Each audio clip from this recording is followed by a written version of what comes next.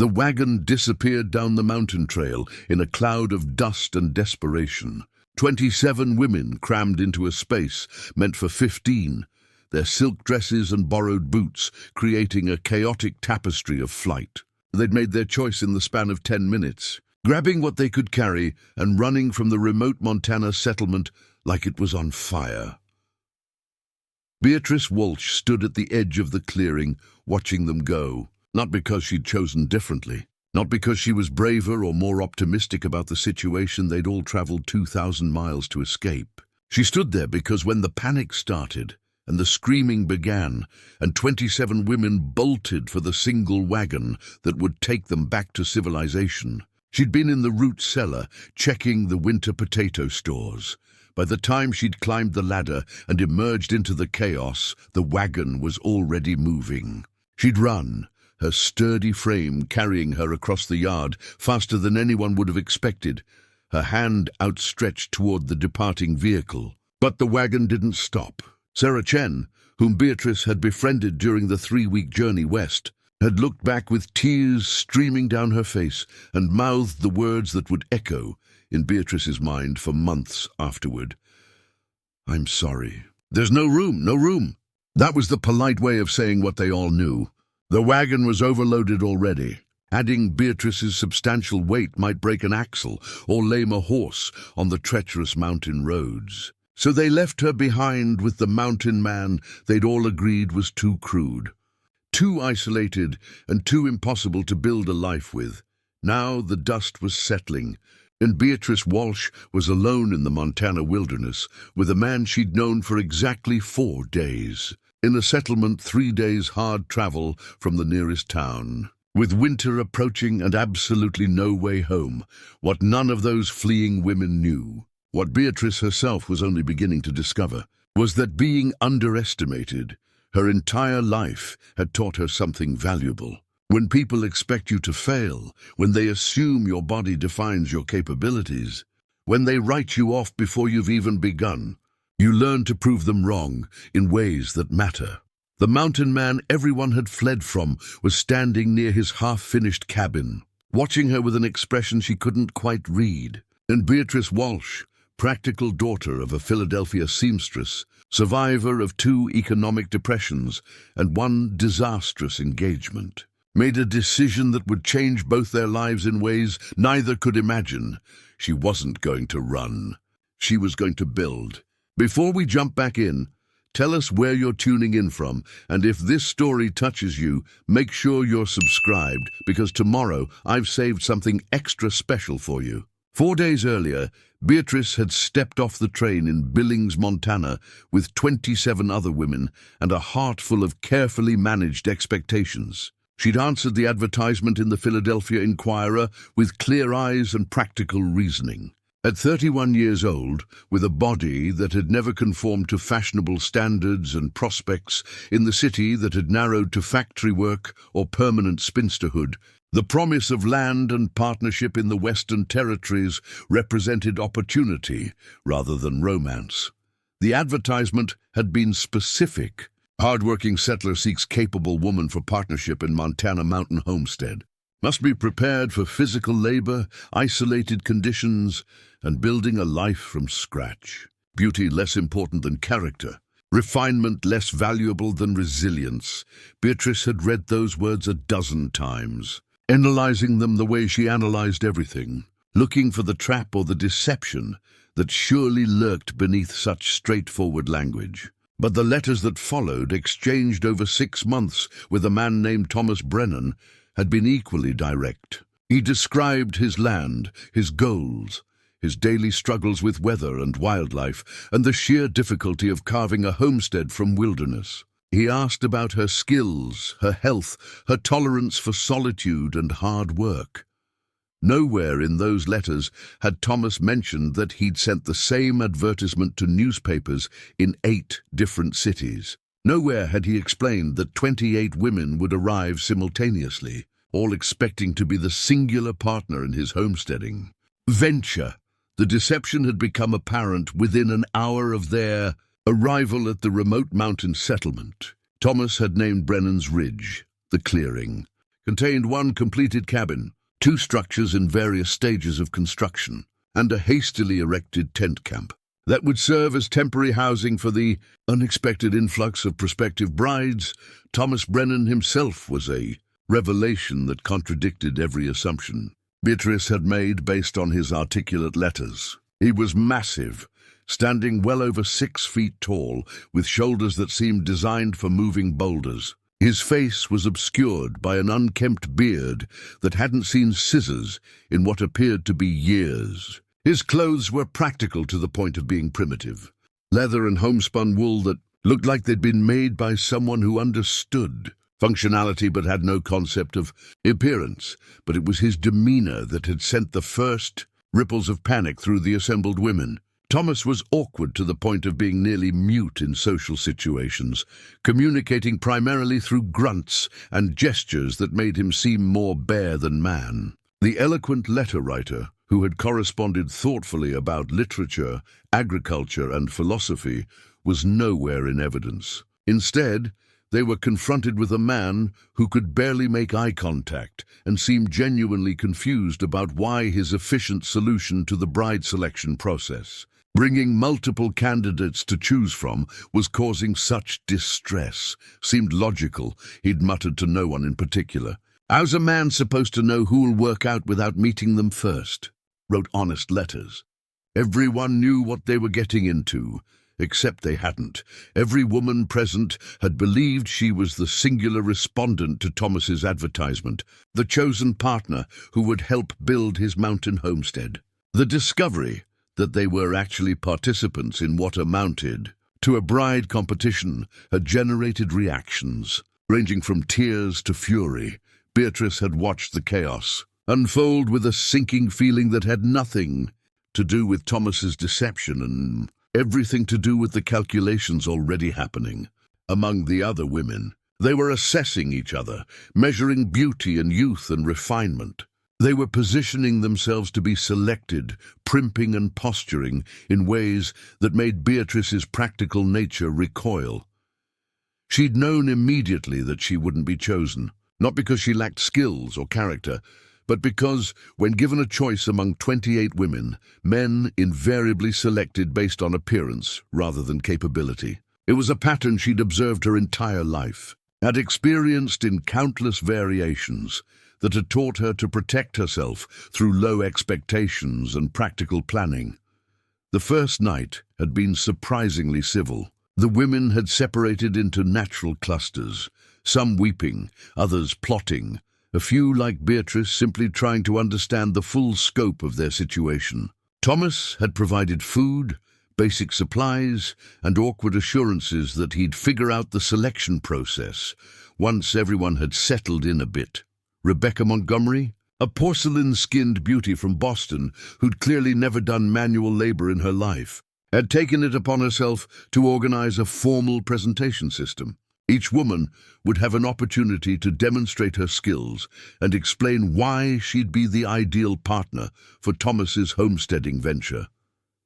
"It's only fair," Rebecca had announced with the confidence of someone accustomed to being listened to. "Mr. Brennan should make an informed decision based on our individual merits." The irony of Rebecca's statement wasn't lost on Beatrice. The woman had spent the entire first evening positioned where firelight would highlight her delicate features, had arranged her hair in elaborate curls that must have taken hours, and had managed to suggest through posture and gesture that she was simultaneously refined enough to civilize Thomas's rough settlement while being adventurous enough to tolerate frontier conditions. The second day brought the skill demonstrations that revealed the harsh reality behind most of the women's claims of capability. Out of 28 prospective brides, perhaps 6 had genuine experience with the kinds of work required for homestead survival. The others had parlor skills, urban expertise, or theoretical knowledge gained from reading rather than doing. Beatrice had demonstrated bread-making, preserving, basic carpentry, and animal husbandry with the quiet competence of someone who'd learned such skills from necessity rather than hobby. Her mother had been a seamstress who'd taken in washing when times were lean, had kept chickens in their small Philadelphia yard, and had taught Beatrice that survival required practical skills more than fashionable accomplishments. Thomas had watched her work with interest, asking occasional questions about preservation techniques and building methods that revealed his own considerable expertise. For a brief moment, Beatrice had allowed herself to hope that capability might matter more than appearance. That hope had died on the third day when she'd overheard Thomas speaking with his nearest neighbor, Samuel Carter, who'd ridden up from a homestead 12 miles south to see the spectacle that was apparently generating gossip throughout the scattered mountain settlements. "That one's got real skills," Samuel had said, nodding toward Beatrice as she worked on repairing a section of fence that had been damaged by wildlife. "Knows what she's doing with tools. Most of these city women wouldn't last a month up here." Thomas's response had been quiet but devastating. "She does. But a man's got to think about more than just work capacity. Got to think about other things." The implication had been clear enough that Beatrice had stopped hammering, her hands suddenly still on the fence rail she'd been securing. Other things. The euphemism for physical attraction, for the unspoken requirements of marital partnership that had nothing to do with fence repair or bread making. She'd finished her work mechanically, her mind already shifting to contingency planning. When the selection happened, as it inevitably would, she'd need to negotiate passage back to Billings with whoever was transporting the rejected candidates. She'd need to figure out how to fund her return to Philadelphia, or whether she should try to find work in one of the mining towns that dotted the Montana Territory. The panic had started on the fourth morning, triggered by an incident that revealed just how unprepared most of the assembled women were for genuine frontier life. A young woman named Dorothy Harrison from New York had encountered a black bear near the stream where several women were washing clothes. Her screaming had brought everyone running, including Thomas, who'd calmly positioned himself between the bear and the terrified women, while making loud noises that eventually convinced the animal to amble away. But the damage was done. The bear encounter had shattered whatever romantic illusions the women had been maintaining about mountain life. This wasn't an adventure or an escape from urban constraints. This was genuine wilderness where dangerous animals were neighbors and the nearest. Doctor was 3 days away and winters could kill you if you weren't properly prepared. The exodus had been organized by Margaret Chen, Sarah's older sister, who'd arrived with business experience and organizational skills that immediately took command of the chaotic situation. Within 2 hours, Margaret had negotiated with a freight hauler who'd been delivering supplies to Thomas to transport the women back to Billings. The man had been reluctant until Margaret had offered payment that consumed nearly all the collective funds the assembled women possessed. "We're leaving," Margaret had announced. "All of us. This situation is untenable. Mr. Brennan deceived us about the nature of this arrangement. The conditions are dangerous, and none of us are obligated to remain in circumstances we didn't agree to." The exodus had happened so quickly that there'd been no time for careful planning or thoughtful goodbyes. Women had grabbed their belongings, helped each other into the wagon, and departed within 30 minutes of Margaret's declaration. Beatrice had been in the root cellar during those critical 30 minutes, checking the potato stores at Thomas's request because he'd been concerned about rodent damage. When she'd emerged to chaos and departing wagon, she'd run harder than she'd run in years, her heart pounding and her breath coming in gasps as she'd chased after the only transportation back to civilization. But the wagon hadn't stopped. And now Beatrice Walsh stood alone in a Montana clearing with a man she barely knew, watching dust settle on the mountain road, and facing a situation that required every ounce of the practical resilience she'd spent her entire life developing. Thomas approached slowly, his massive frame somehow conveying uncertainty despite his size. When he spoke, his voice was rough from disuse but not unkind. "Didn't mean for it to go like this. Thought Thought having choices would make sense. Didn't understand how it would feel to them. To you. Beatrice turned to face him fully for the first time since the wagon had disappeared. Thomas Brennan was not a handsome man by conventional standards. His features were too rough, his beard too wild, his entire presence too overwhelming for fashionable tastes. But his eyes were intelligent, and his expression carried genuine distress about the situation his social awkwardness had created. "Did you actually read the letters we sent?" Beatrice asked. "Or did you have a standard response you copied?" Thomas looked uncomfortable. "Read every one. 3 times at least. Thought about what you all wrote. Tried to answer honestly." The letters were easier than talking face to face. Beatrice believed him. The eloquent correspondent and the socially awkward mountain man were the same person, just more comfortable with written words than spoken ones. It was a trait she understood, having often found her own thoughts clearer on paper than in conversation. "Well," Beatrice said finally, surveying the settlement with practical eyes, "we should probably discuss the immediate situation. Winter's coming. You've got 3 structures in various stages of completion, and supplies that were meant to last you alone through the season. I'm assuming you didn't plan to feed 28 women all winter, so what were you actually planning?" Thomas blinked, clearly surprised by her pragmatic response. "Was going to select one, send the others back with payment for their trouble and travel. Had funds set aside for that, and now you're stuck with the one nobody wanted to make room for in the wagon."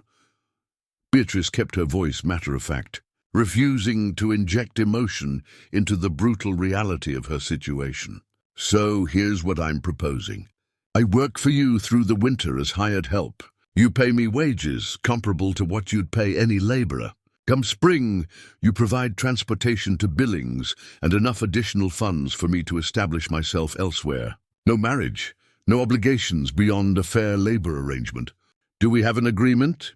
Thomas studied her for a long moment, his expression thoughtful. "You know how to do the work? Really do it, not just demonstrate for show." "I know how to work."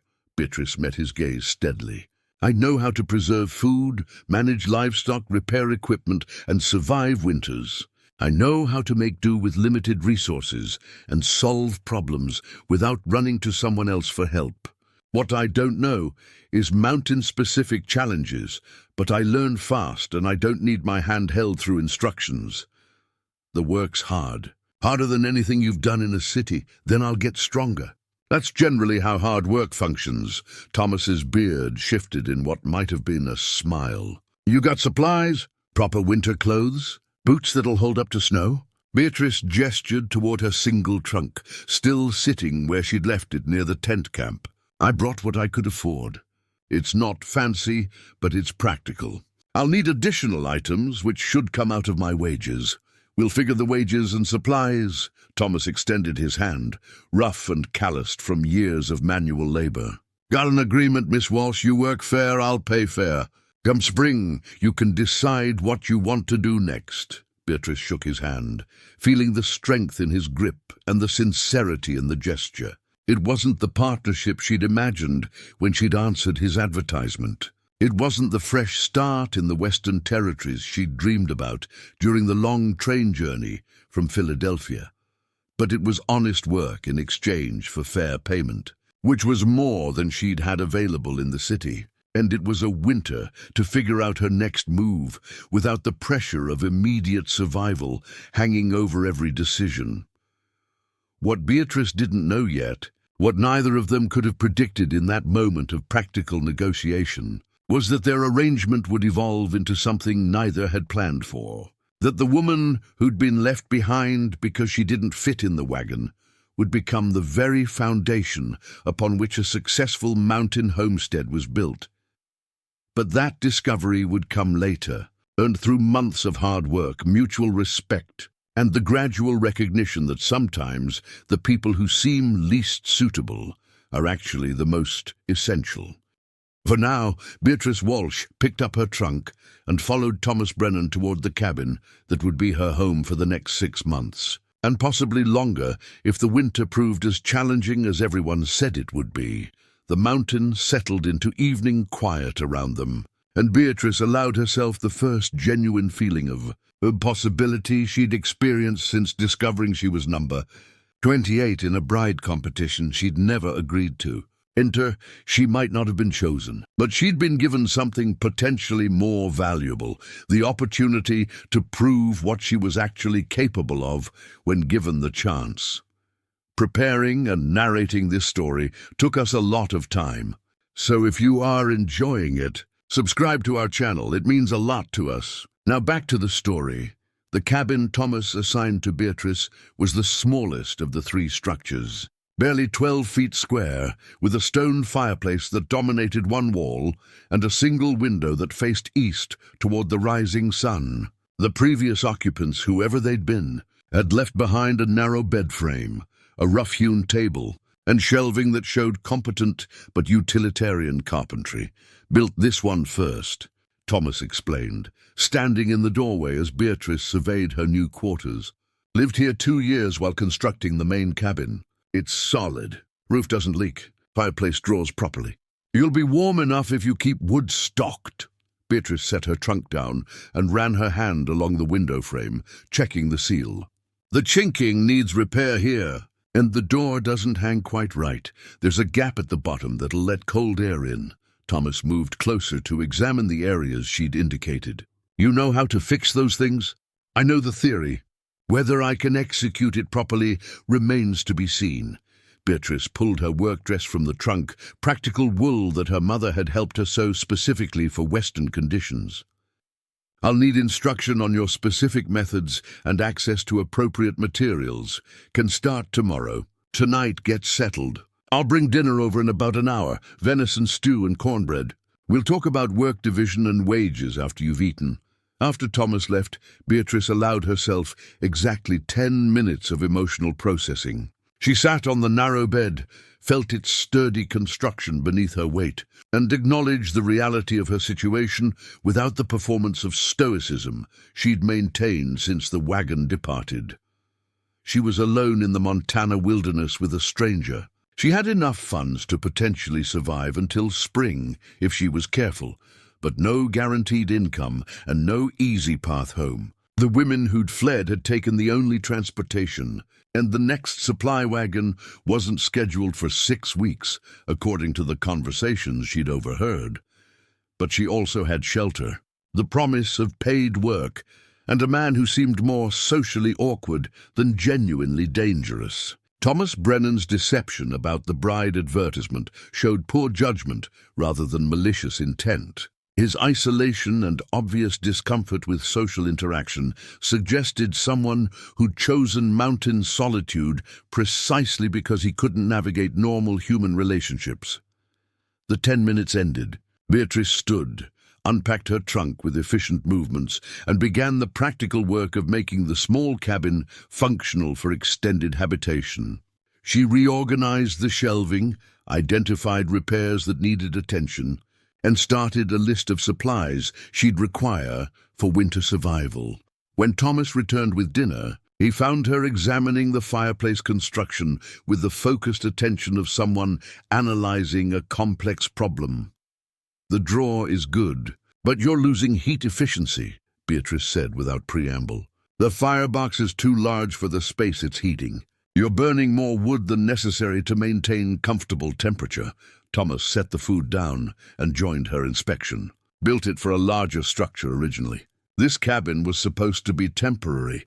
Can it be modified? Some kind of insert or baffle system to reduce the effective firebox size? Probably. Would need to think through the engineering.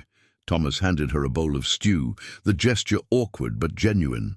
You always analyze everything like this? Always. Beatrice tasted the stew, finding it surprisingly well seasoned. My mother said I came out of the womb, asking why things worked the way they did. It served me better than being pretty ever would have. The statement hung between them, more honest than she'd intended. Thomas settled onto the room's single chair, while Beatrice remained standing, both of them eating in silence for several minutes. The other women, Thomas finally said, they were scared of me. Could see it in how they moved, how they talked. Like I was going to do something terrible. You are objectively intimidating, Beatrice replied. Your size, the isolation, the beard that makes you look more bear than man. And the situation itself was frightening. 28 women arriving to discover they were in competition for a single position. Fear was a reasonable response. But you're not scared. I'm cautious. That's different from scared. Beatrice finished her stew and set the bowl aside. You've given me no specific reason to fear you.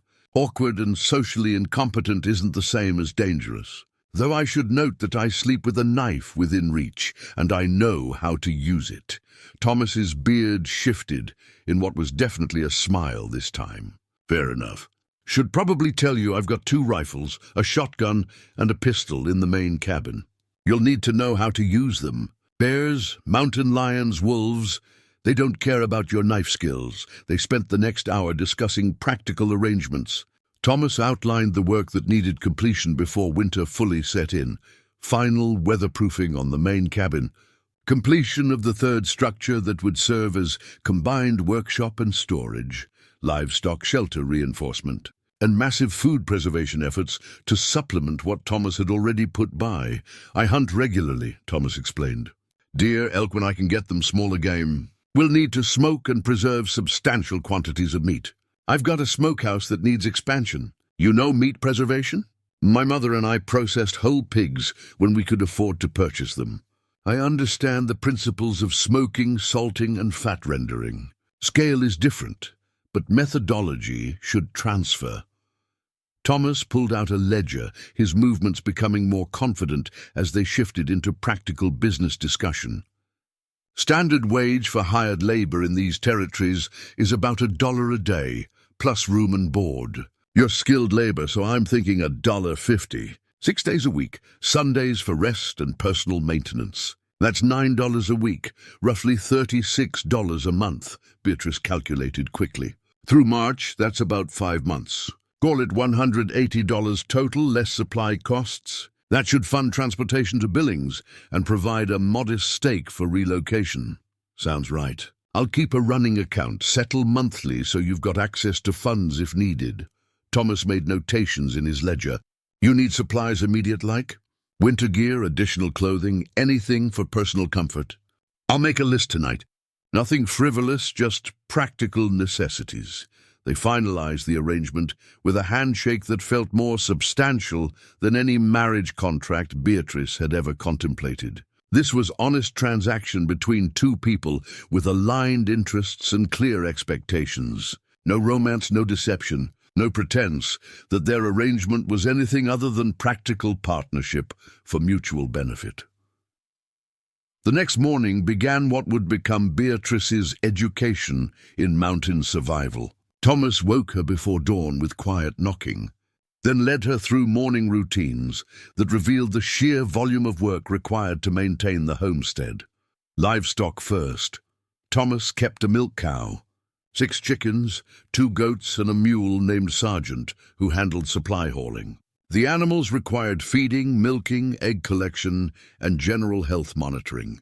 Beatrice knew animal husbandry basics, but mountain conditions created complications she hadn't encountered. Water froze overnight and needed breaking. Feed had to be carefully rationed to last through winter. The chicken coop required constant vigilance against predators ranging from foxes to bears. After livestock, they moved to food preservation. Thomas had a deer hanging in the smokehouse from a successful hunt 2 days prior. He demonstrated butchering techniques that maximize usable meat while properly handling organs, bones and hide. Nothing gets wasted, Thomas explained as he worked with casual expertise that spoke to years of practice. Meat gets smoked or salted. Organs get eaten fresh or preserved. Bones make stock and tool handles. Hide gets tanned for leather. Fat renders to tallow for candles and waterproofing. Beatrice watched carefully, asking questions about technique and reasoning. Thomas proved to be a patient teacher once he was working with his hands rather than attempting conversation. His social awkwardness disappeared when he was demonstrating practical skills, replaced by clear instruction and obvious expertise. By midday, Beatrice's arms ached from unfamiliar labor, and her hands were raw from handling rope, tools, and animal carcasses. But she'd learned more about practical survival in 6 hours than she'd learned in 6 months of reading about Western homesteading. Thomas called a break for lunch, leading her to the main cabin's interior for the first time. The space was larger than her small dwelling, but maintained the same utilitarian character. Everything served a function. The furniture was handmade but sturdy. Bookshelves lined one wall, surprisingly full of volumes that ranged from agricultural manuals to philosophy texts to adventure novels. "You're the letter writer," Beatrice said, examining the book collection. "This is where that eloquent correspondent lives." Thomas looked uncomfortable. "Easier to think when I'm reading or writing. Don't have to worry about saying the wrong thing or making people nervous." Beatrice pulled a volume from the shelf, John Stuart Mill's writings on liberty and social philosophy. "Did you understand any of this?" "Most of it. Read it 3 times to work through the harder parts." Thomas handed her bread and cheese. Simple food, but substantial. "You think that's strange? Mountain man reading philosophy? I think it's the most interesting thing I've learned about you." Beatrice settled into one of the sturdy chairs. "The contrast between who you are on paper and who you are in person. They're the same man, but it's like you're fluent in one language and barely functional in another." Thomas was quiet for a long moment, then spoke with unusual openness. "My father used to beat me when I stuttered. Said it was weakness, said I needed to be stronger. The more he pushed, the worse it got. By the time I was 12, I'd mostly stopped talking. Found I could write just fine. The words came out clear on paper. But speaking to people, especially women, especially in situations where I'm supposed to be charming or social, feels like drowning." The confession explained much about Thomas's awkward bride selection process. He'd been able to write compelling letters because writing was his fluent language. But the actual social interaction required when 28 women arrived had overwhelmed his capacity to function normally. "Your father sounds like he was an ignorant brute," Beatrice said matter-of-factly, beating a child for a speech impediment. "Did he also beat you for being tall?" Thomas's surprise was visible. "No one's ever said it that way before. It's objectively true. Height, speech patterns, physical characteristics, none of those are moral failings, requiring correction through violence. Your father was wrong. The fact that you survived his ignorance and built something here despite his damage says more about your character than any stutter ever could." They ate in comfortable silence after that, both processing the unexpected intimacy of honest conversation. Beatrice found herself reassessing Thomas Brennan with new information. He wasn't crude or simple. He was damaged by childhood trauma that had forced him to develop alternative communication methods. His mountain isolation wasn't rejection of civilization. It was refuge from social interactions that triggered old wounds. The afternoon brought different lessons. Thomas taught her to read weather patterns in cloud formations and wind direction. He showed her the massive woodpile that needed doubling before winter and demonstrated proper axe technique for splitting logs efficiently. Beatrice's first attempts at wood splitting were clumsy and inefficient. Thomas watched her struggle for several minutes before stepping in with gentle correction. "You're using arm strength. Need to use the axe's weight and your whole body's momentum. Like this." He demonstrated the proper stance and swing, making it look effortless. "Try again." Beatrice adjusted her approach, focusing on technique rather than force. The next swing split the log cleanly, the two halves falling away with satisfying finality. "Better," Thomas said. "You'll build the muscle memory with practice. In a month, you'll do this without thinking." They worked until twilight, when mountain temperatures dropped rapidly and outdoor labor became impractical. Thomas sent Beatrice back to her cabin with instructions to rest. Tomorrow they'd start on the weatherproofing work that needed completion before the first major snowfall. Beatrice spent the evening documenting her first day in a journal she'd brought from Philadelphia. She recorded new skills learned, observations about mountain life, and her evolving assessment of Thomas Brennan. The man was nothing like what she'd expected. Neither the eloquent correspondent of the letters, nor the crude mountain primitive the fleeing women had feared. He was something more complex, intelligent but damaged, capable but isolated, honest in ways that sometimes bordered on painful. And he was teaching her skills that would serve her regardless of whether she stayed through spring or found opportunity elsewhere. Over the following weeks, Beatrice's education continued with intensity that left her exhausted every night, but progressively more capable every morning. She learned to shoot Thomas's rifles with accuracy that surprised both of them. She mastered food preservation techniques specific to mountain conditions. She developed calluses on her hands and surprising strength in her arms and shoulders. The weatherproofing work revealed Beatrice's unexpected aptitude for construction and problem-solving. Thomas would explain what needed to be done and why, then watch as she analyzed the challenge and often proposed modifications or improvements to his original plan. "You've got an engineering mind," Thomas observed one afternoon as Beatrice sketched modifications to the workshop ventilation system. "See problems in 3 dimensions. That's rare. My mother always said I should have been born male, so I could put my brain to proper use." Beatrice studied her sketch critically. But being female with an analytical mind has its advantages. People underestimate you constantly, which means they're shocked when you succeed. Thomas didn't respond immediately, but she noticed him watching her with new attention, as if re-evaluating assumptions he'd made about capability and gender and what constituted valuable partnership in wilderness survival. The first snow came in mid-November, a light dusting that melted by afternoon, but served as warning of heavier weather to come. Thomas accelerated the final weatherproofing efforts, working longer days to complete essential preparations. Beatrice matched his pace, pushing through fatigue and muscle soreness because she understood that incomplete preparation could mean death in mountain winters. By December, when serious snow began accumulating, Brennan's Ridge was as prepared as human effort could make it. The cabins were weatherproofed and well-stocked with firewood.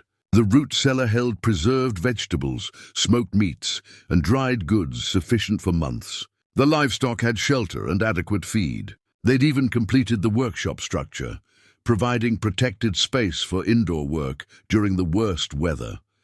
Beatrice had transformed during those weeks of intensive labor. The soft-handed city woman who'd arrived in September had been replaced by someone with visible muscle definition, confident movement, and the bearing of someone who'd discovered unexpected capability. She'd proven she could split wood, shoot game, preserve food, repair equipment, and solve practical problems with creativity that often exceeded Thomas's initial solutions. And somewhere during those weeks of working side by side, the transactional nature of their arrangement had shifted into something neither had anticipated or discussed. They'd developed the easy partnership of people who understood each other's strengths and compensated for each other's weaknesses without needing extensive discussion. Thomas's social awkwardness mattered less when they were working together toward shared goals. Beatrice's physical size, which had made her undesirable in conventional courtship, proved advantageous for physical labor that required strength and endurance. But neither acknowledged this shift directly. They maintained the fiction that this was temporary employment, that spring would bring separation and new directions for both of them. It was safer that way, requiring no vulnerability or risk of disappointment if assumptions proved wrong. Winter deepened, and Beatrice Walsh discovered that being left behind by women who thought she wouldn't fit had delivered her to exactly where she needed to be, even if she didn't fully understand that yet. The blizzard struck 3 days before Christmas with a ferocity that transformed the landscape into a white void, where sky and earth became indistinguishable. Beatrice had experienced Philadelphia winters, but nothing had prepared her for the raw power of a Montana mountain storm that buried the settlement under 4 feet of snow in 18 hours and dropped temperatures so low that exposed skin froze within minutes. Thomas had seen it coming 2 days in advance, reading signs in the animals' behavior and the particular quality of the air that preceded major weather events. They'd spent those 2 days in frantic preparation, moving livestock into reinforced shelters, hauling extra firewood to positions near both cabins, checking and rechecking that all supplies were accessible and secure. Once it hits, we won't be able to move between buildings safely, Thomas had explained, while helping Beatrice stock her small cabin with enough provisions to last a week in isolation. You stay inside no matter what. If the fire goes out, if something breaks, if you hear strange noises, you stay inside until the storm passes. Understood? Beatrice had nodded, recognizing the genuine concern beneath his gruff instruction. Mountain storms killed people who underestimated their danger or overestimated their ability to navigate whiteout conditions. The storm's full fury arrived on the second night, wind screaming around the cabin with sounds that ranged from low moans to high-pitched shrieks that made sleep nearly impossible. Snow drove horizontally past the window, accumulating in drifts that climbed the cabin walls. The temperature inside dropped despite the fireplace burning constantly, forcing Beatrice to wear every layer she owned and burrow under blankets between necessary trips to feed the fire. On the third day, something changed in the storm's character. The wind shifted direction and increased velocity, creating pressure changes that made the cabin creak ominously. Then Beatrice heard a sound that sent immediate alarm through her system, the distinctive crack of wood splitting under stress. She pulled on her heaviest coat and boots, wrapped cloth around her face for protection, and cautiously opened the cabin door against the wind's resistance. The world outside was barely visible through the driving snow, but she could see enough to identify the problem. The livestock shelter, reinforced though it was, had suffered structural damage. Part of the roof had torn away under the wind's assault, exposing the animals to killing cold. Beatrice's first instinct was to follow Thomas's instruction to stay inside. But the animals wouldn't survive extended exposure, and she couldn't see any movement from Thomas's cabin that suggested he'd noticed the damage. The main cabin sat on the settlement's opposite side, positioned to take advantage of southern sun exposure. From that angle, the damaged shelter wouldn't be visible.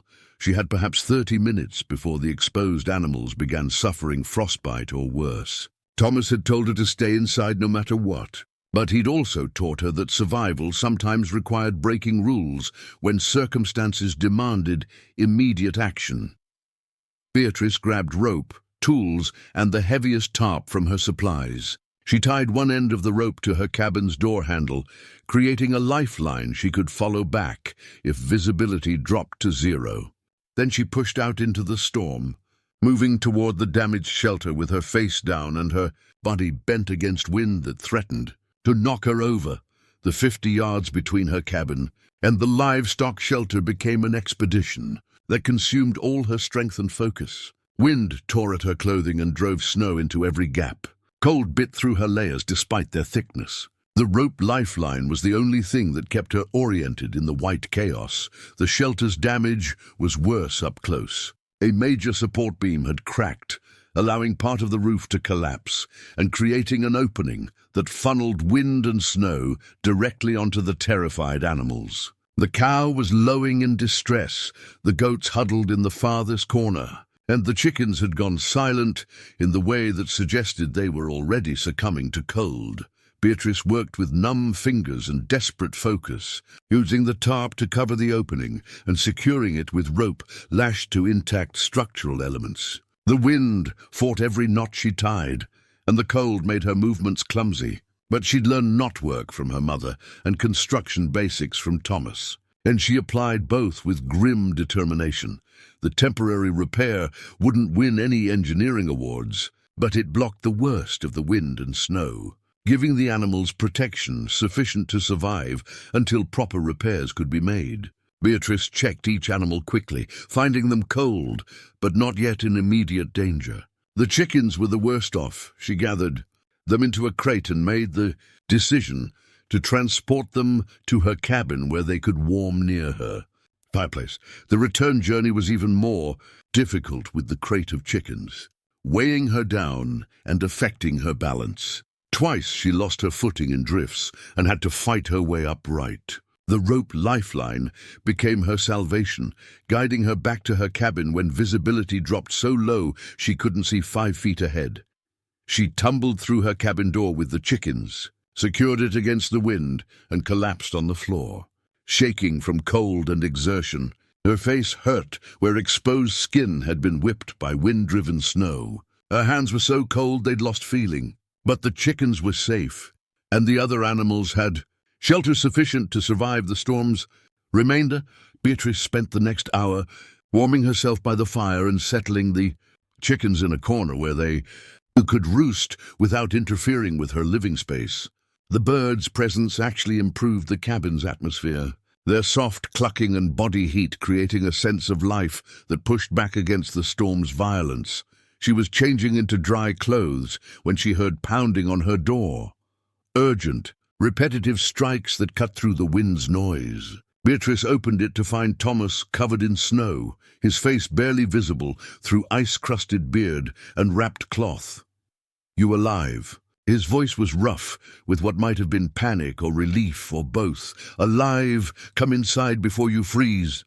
Thomas stumbled in, bringing swirls of snow that Beatrice quickly shut out by forcing the door closed. He stood dripping in her small space, his massive frame making the cabin feel even more cramped. "Saw your rope line," he said. "Saw the shelter repair. Thought you might have been caught outside." Thought. He stopped, unable or unwilling to complete the sentence. The beam cracked. The animals were exposed. "I made a temporary repair and brought the chickens here." Beatrice handed him a blanket and hot tea from the pot she kept warming near the fire. "You told me to stay inside no matter what, but sometimes no matter what needs exceptions." Thomas accepted the tea with hands that shook slightly, though whether from cold or emotion wasn't clear. "You could have died 30 feet from your door, and you could have gotten disoriented, lost the rope line, frozen before finding your way back. But I didn't. I assessed the risk, took appropriate precautions, and solved an immediate problem that threatened livestock we need for winter survival.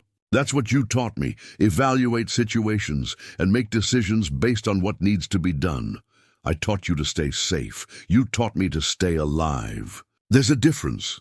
Beatrice sat down heavily, her own reaction to the danger finally catching up with her. "The animals would have died. We need that cow for milk, the goats for cheese, the chickens for eggs. Losing them would have compromised our winter supplies significantly. The risk to me was substantial but calculated. The cost of inaction was certain and severe." Thomas was quiet for a long time, sipping tea and gradually warming in the cabin's heat. When he finally spoke, his voice carried something Beatrice hadn't heard before, respect mixed with what might have been fear. "Most people wouldn't have done what you did. They'd have either panicked and done nothing or rushed out without precautions and died. You did exactly what needed doing, exactly the way it needed to be done. That kind of judgment under pressure, that's rare. My mother used to say that panic is a luxury poor people can't afford. When something breaks or goes wrong, you fix it because there's no one else coming to help. I've been fixing things my whole life." The storm continued for 2 more days, but the worst of its fury had passed. Thomas returned to his cabin when the wind decreased enough to make movement between buildings possible. But something had shifted between them during that brief conversation in Beatrice's small dwelling. Thomas had left the settlement specifically to avoid having to depend on others or worry about their safety. He'd chosen isolation because it meant freedom from the anxiety of connection and the vulnerability of caring whether someone lived or died. But Beatrice's risk-taking during the storm had forced him to confront the reality that he'd already developed exactly the kind of attachment he'd been trying to avoid. For Beatrice, the storm incident revealed her own transformation from city woman to capable mountain resident. She'd assessed danger, taken calculated risks, and solved problems under extreme conditions. The woman who'd arrived in September couldn't have done what she'd accomplished during the blizzard. But the person she'd become through months of hard work and practical education had been equal to the challenge. When the storm finally broke and they could assess damage in full daylight, they discovered that Beatrice's repair had held and the animals had survived with minimal harm. The shelter's structural damage required more permanent fixes, but those could be accomplished now that weather allowed outdoor work. They spent Christmas Day working side by side on repairs, neither acknowledging the holiday except through Thomas's surprising production of canned peaches he'd been saving and Beatrice's decision to make proper bread instead of the usual cornbread. They ate together in companionable silence, both aware that they'd crossed some invisible threshold during the storm, but neither ready to discuss what that meant. The weeks following the blizzard brought a different kind of challenge, the grinding monotony of deep winter when temperatures rarely rose above freezing and outdoor work was limited to essential maintenance. They were confined to their respective cabins, except for livestock care and necessary travel between buildings. Beatrice discovered that isolation didn't bother her the way it seemed to affect others. She'd brought books from Philadelphia and had access to Thomas's surprisingly extensive library. She spent hours reading, thinking, and working through mathematical problems she'd always enjoyed, but rarely had time to pursue. She also began designing improvements for the settlement's operations. Winter provided time for planning that the growing season wouldn't allow. Beatrice sketched modifications to the water collection system, designed a more efficient smokehouse, and developed crop rotation plans based on agricultural manuals from Thomas's library and her own observations of the land. Thomas discovered her designs when he brought supplies to her cabin during a brief temperature rise that made outdoor movement practical. He'd stood over her shoulder, studying the detailed drawings, his silence making Beatrice nervous until he finally spoke. "These are good. Better than good? They're innovative. Where'd you learn to think like this?" "Books, mostly. But also from watching how things fail and imagining better approaches. Your current water system works, but it requires too much manual labor. This modification would use gravity and basic hydraulics to reduce effort by half." Thomas borrowed her designs to study in his own cabin. He returned 2 days later with modifications that addressed concerns she hadn't considered about winter freezing and spring flooding. They spent an evening collaborating on refined plans that incorporated both their perspectives, Thomas providing practical mountain experience, while Beatrice contributed engineering principles and innovative problem-solving. It was the most extensive conversation they'd had, and it revealed intellectual compatibility neither had expected. Thomas's self-education through reading had given him knowledge that exceeded many formally educated people. Beatrice's natural analytical ability had been honed by years of solving practical problems with limited resources. Together, they made a formidable team, his practical experience combined with her innovative thinking, creating solutions neither could have developed alone. January brought news from the wider world in the form of Samuel Carter, Thomas's nearest neighbor, who made the difficult journey to check on their survival. Samuel brought mail, newspapers, and gossip from the scattered mountain settlements. "Heard you kept one of those bride candidates," Samuel said over coffee in Thomas's cabin, his curiosity barely concealed. "Folks are wondering how that worked out. She's hired help. Fair wages for fair work. Nothing more to tell." Thomas's tone discouraged further inquiry, but Samuel persisted. "Heard she went out in that Christmas blizzard to save livestock. Heard she's been doing construction work and handling firearms like she was born to it. That don't sound like typical hired help." Beatrice entered at that moment with eggs from the chickens she'd been keeping in her cabin. She assessed the situation immediately. Samuel's curiosity, Thomas's discomfort, the underlying question about whether their arrangement was purely business or something more complicated. "Mr. Carter," she said pleasantly, setting the eggs down. "I'm Beatrice Walsh. I work for Mr. Brennan through spring in exchange for wages and transportation. We have a clear business arrangement that suits us both." Whatever gossip is circulating in the settlements is likely more interesting than the actual reality of daily maintenance and survival work. Samuel studied her with obvious reassessment. No offense meant, Miss Walsh, just unusual to find a woman handling mountain conditions like you apparently are. I imagine it's unusual to find anyone handling these conditions successfully, regardless of gender. Mr. Brennan has been an excellent teacher, and I've been a motivated student. Survival makes one focused. After Samuel departed, Thomas stood at the window watching his neighbor's difficult progress back down the mountain trail. He'll tell everyone you're managing fine. They'll be surprised. Did you expect me not to manage?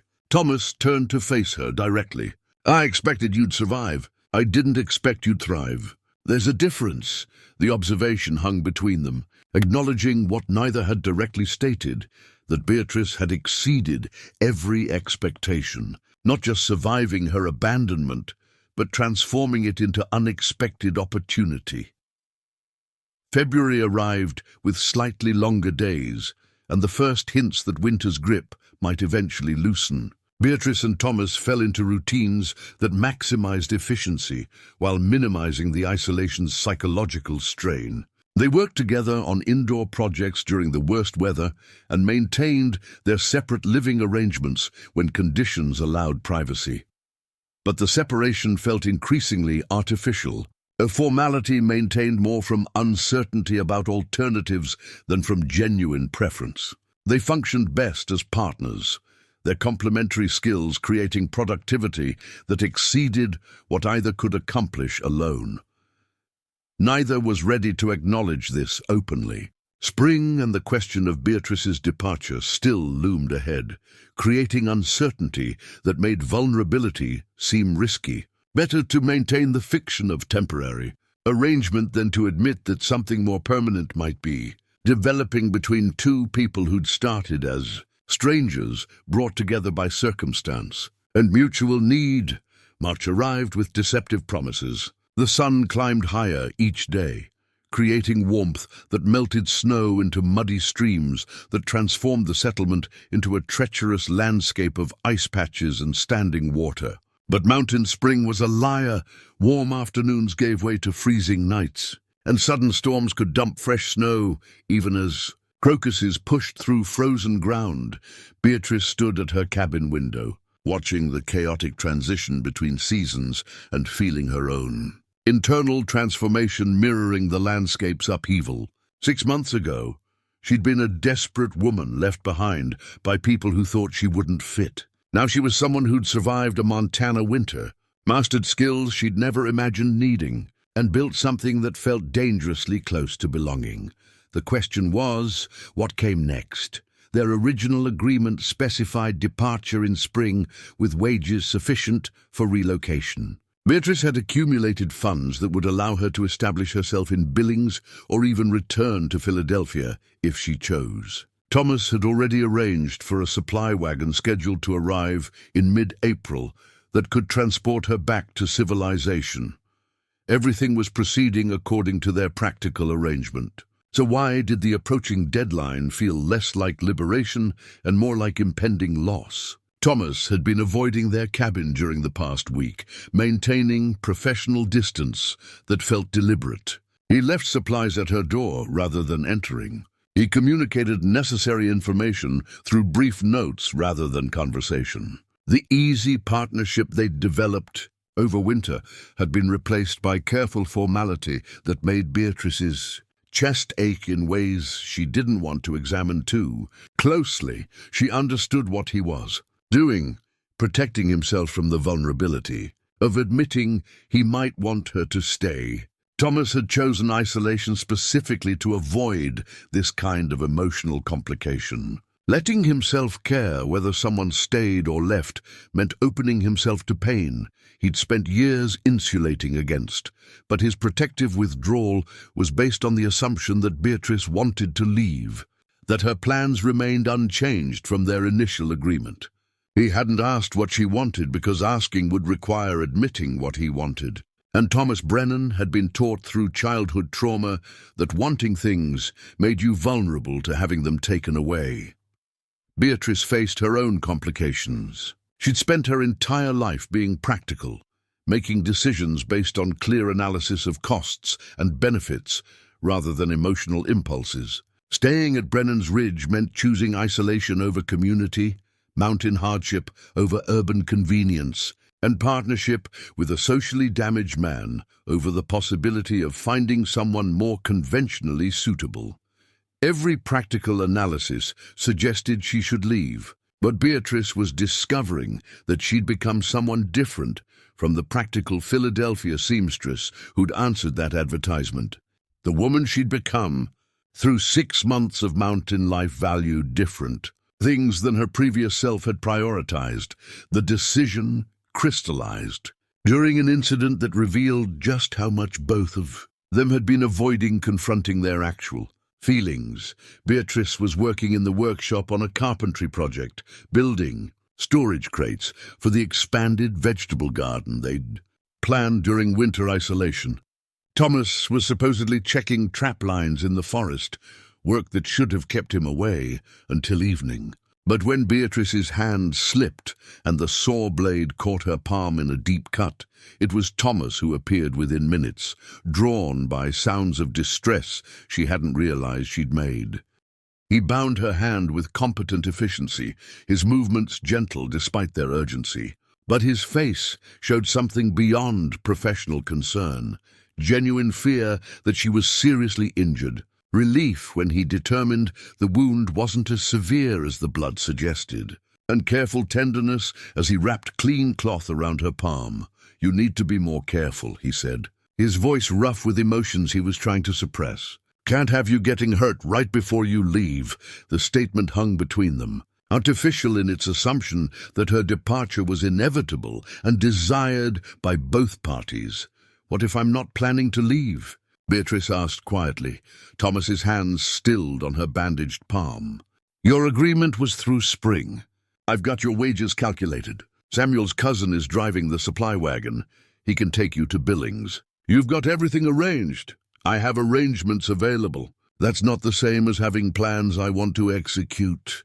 Beatrice met his gaze directly, refusing to let him hide behind practical logistics. "You've been avoiding me for a week because you don't want to discuss this. But we need to have the conversation anyway." Thomas released her hand and stepped back, his size suddenly feeling like a barrier he was using to create distance. "Nothing to discuss. We had an agreement. Spring came. You fulfilled your part. I'll fulfill mine. What if I want to renegotiate our agreement?" "To what purpose?" Thomas's voice carried the flat affect he used when protecting himself emotionally. "You've got wages enough to start fresh somewhere with opportunities. You're capable. You'll find good work. Maybe meet someone suitable. No reason to stay isolated up here." Beatrice stood, frustrated by his deliberate obtuseness. "You're determining my reasons without asking what they actually are. That's not analysis, it's avoidance." "Fine. What are your reasons for wanting to stay?" The challenge came out more aggressive than Thomas probably intended, his discomfort manifesting as confrontation. "Because I've built something here that matters. Because the work we're doing, improving the settlement, developing sustainable systems, proving that intelligent planning can overcome resource limitations, that's meaningful in ways that working in a city factory or taking in washing could never be. Because I've discovered I'm good at this life, better than I would have imagined. And walking away from that feels like abandoning potential I've only begun to explore." Thomas was silent, his expression unreadable behind the beard he still hadn't trimmed, despite winter's end. Beatrice continued, her voice steady, despite the vulnerability required to speak so directly. "And because we work well together, our skills complement each other. We think differently, but reach better solutions together than either of us would reach alone. That kind of partnership is rare, and discarding it because it doesn't fit conventional patterns seems wasteful." "Partnership." Thomas seized on the word. "That's what you're proposing? A business arrangement extended indefinitely?" "I'm proposing we acknowledge what we've actually built and discuss whether we want to continue building it together. The specific terms can be negotiated, But the underlying question is whether you want me to stay. What I want isn't relevant." Thomas moved toward the workshop door, retreating from conversation that was pushing too close to emotional honesty. "You've got opportunities waiting. I won't be the reason you sacrifice them to stay isolated on a mountain with a man who can barely manage normal conversation." Beatrice felt anger rise, sharp and clarifying. "You don't get to decide what I'm sacrificing or what I'm gaining. You don't get to protect me from my own choices by pretending you're doing me a favor by pushing me away. If you don't want me here, say so directly. But don't hide behind concern for my welfare when what you're actually protecting is your own fear of being hurt." Thomas stopped at the door, his shoulders tense. When he spoke, his voice was barely audible. "Everyone leaves eventually. Better to manage it on your own terms than wait for it to happen unpredictably." The confession explained everything: his isolation, his awkward bride selection process, his avoidance of emotional connection. Thomas had been left behind by everyone who mattered throughout his life, starting with a father whose abuse drove him away and continuing through whatever relationships he'd attempted before retreating to these mountains. He'd chosen solitude because it meant controlling his own loneliness rather than having abandonment happen to him. "I was left behind too," Beatrice said quietly. 27 women got in that wagon and left me standing in your clearing because I didn't fit. I know what it feels like to be discarded by people who decided you weren't worth the trouble of keeping. And I know that pain makes you want to avoid ever being vulnerable again." Thomas turned to face her, and for the first time she saw genuine emotion breaking through his protective barriers. Pain, fear, and something that might have been desperate hope, fighting against learned pessimism. "But you can't protect yourself from loss by preemptively pushing people away," Beatrice continued. "That's not safety. It's just loneliness you've chosen instead of loneliness that chose you. The outcome is the same. You're alone either way. What are you asking for?" Thomas's question carried exhaustion, as if maintaining emotional defenses had finally become more tiring than the vulnerability of lowering them. "Honesty. Tell me directly whether you want me to stay, and I'll tell you directly whether that aligns with what I want. Then we can negotiate terms like the adults we are, instead of dancing around the question because we're both scared." Thomas crossed back to where Beatrice stood, stopping close enough that she had to tilt her head back to meet his eyes. His size was intimidating, but she'd long since learned that his physical presence was protective rather than threatening. "I want you to stay," he said, the words coming out rough but clear. "Not as hired help, not with wages and formal arrangements like you're an employee I might dismiss. As a partner in building this place into something sustainable and meaningful. As someone whose presence makes every day better than it would be without you." He paused, gathering courage for words that clearly cost him significant effort. "I can't promise I'll get better at conversation or social interaction. I can't promise I won't frustrate you with how I retreat into silence when things get difficult. But I can promise I'll work as hard at partnership as I work at everything else. And I'll never lie to you about what I'm thinking or feeling, even when expressing it is painful." Beatrice felt something unlock in her chest: relief, excitement, and the terrifying exhilaration of choosing something uncertain but potentially extraordinary over safe alternatives that offered security but limited growth. "I want to stay," she said simply. "Not because I lack options, but because this is the option I want. I want to keep building what we've started. I want to see whether the plans we made during winter actually work when implemented. I want to prove that partnership between equals can create something more valuable than either person could achieve alone." She reached up to touch his face, her bandaged hand awkward, but the gesture clear in its intent. "And I want to see whether the person who writes eloquent letters and the person who splits wood and hunts deer and can barely speak in social situations can learn to trust that being known fully is worth the risk of being hurt." Thomas caught her hand gently, mindful of her injury. I'm not easy to live with. Fair warning before you commit to anything. I'm difficult in different ways. We'll aggravate each other regularly. But I suspect we'll also create things together that neither of us could create alone. And that seems worth the aggravation. They stood there in the workshop, surrounded by wood shavings and tools and the physical evidence of productive labor. Two people who'd been discarded or overlooked by others, finding unexpected value in each other's company. We should formalize the partnership, Thomas said eventually. Legal papers, clear ownership stakes, protection for both of us if things don't work out. I won't have you trapped if you decide this was a mistake. Beatrice smiled at his practical approach to what most people would frame romantically. Agreed, we'll draw up partnership papers that specify ownership, responsibilities, and dissolution terms if necessary. Business first, everything else second. Though there will be everything else, Thomas said, the statement halfway between question and hope. Eventually, when we're both ready, no rush and no assumptions about what form it takes. Beatrice extracted her hand from his gentle grip. For now, we're partners building a homestead. Everything else can develop as it develops. The conversation concluded with handshake that was simultaneously formal business, agreement and something more intimate, mutual recognition that they were choosing each other deliberately rather than accepting each other as default options when nothing better was available. Over the following weeks, they formalized their partnership with legal documents drafted with surprising sophistication. Thomas had educated himself on property law and contract structures during his years of isolation. Together, they created an agreement that specified equal ownership, clear division of responsibilities, and fair dissolution terms that would protect both parties if the arrangement failed.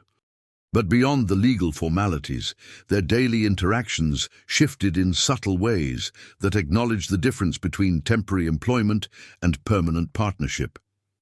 Thomas began including Beatrice in long-term planning discussions about land use, expansion possibilities, and strategic decisions that would shape the settlement's evolution over years rather than months. Beatrice invested her accumulated wages into supplies and equipment that improved their collective operations, rather than keeping funds reserved for independent departure.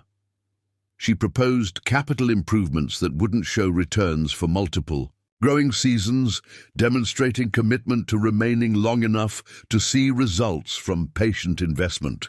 They began eating meals together regularly, using the time to discuss everything from agricultural techniques to philosophy to their observations about changing weather patterns.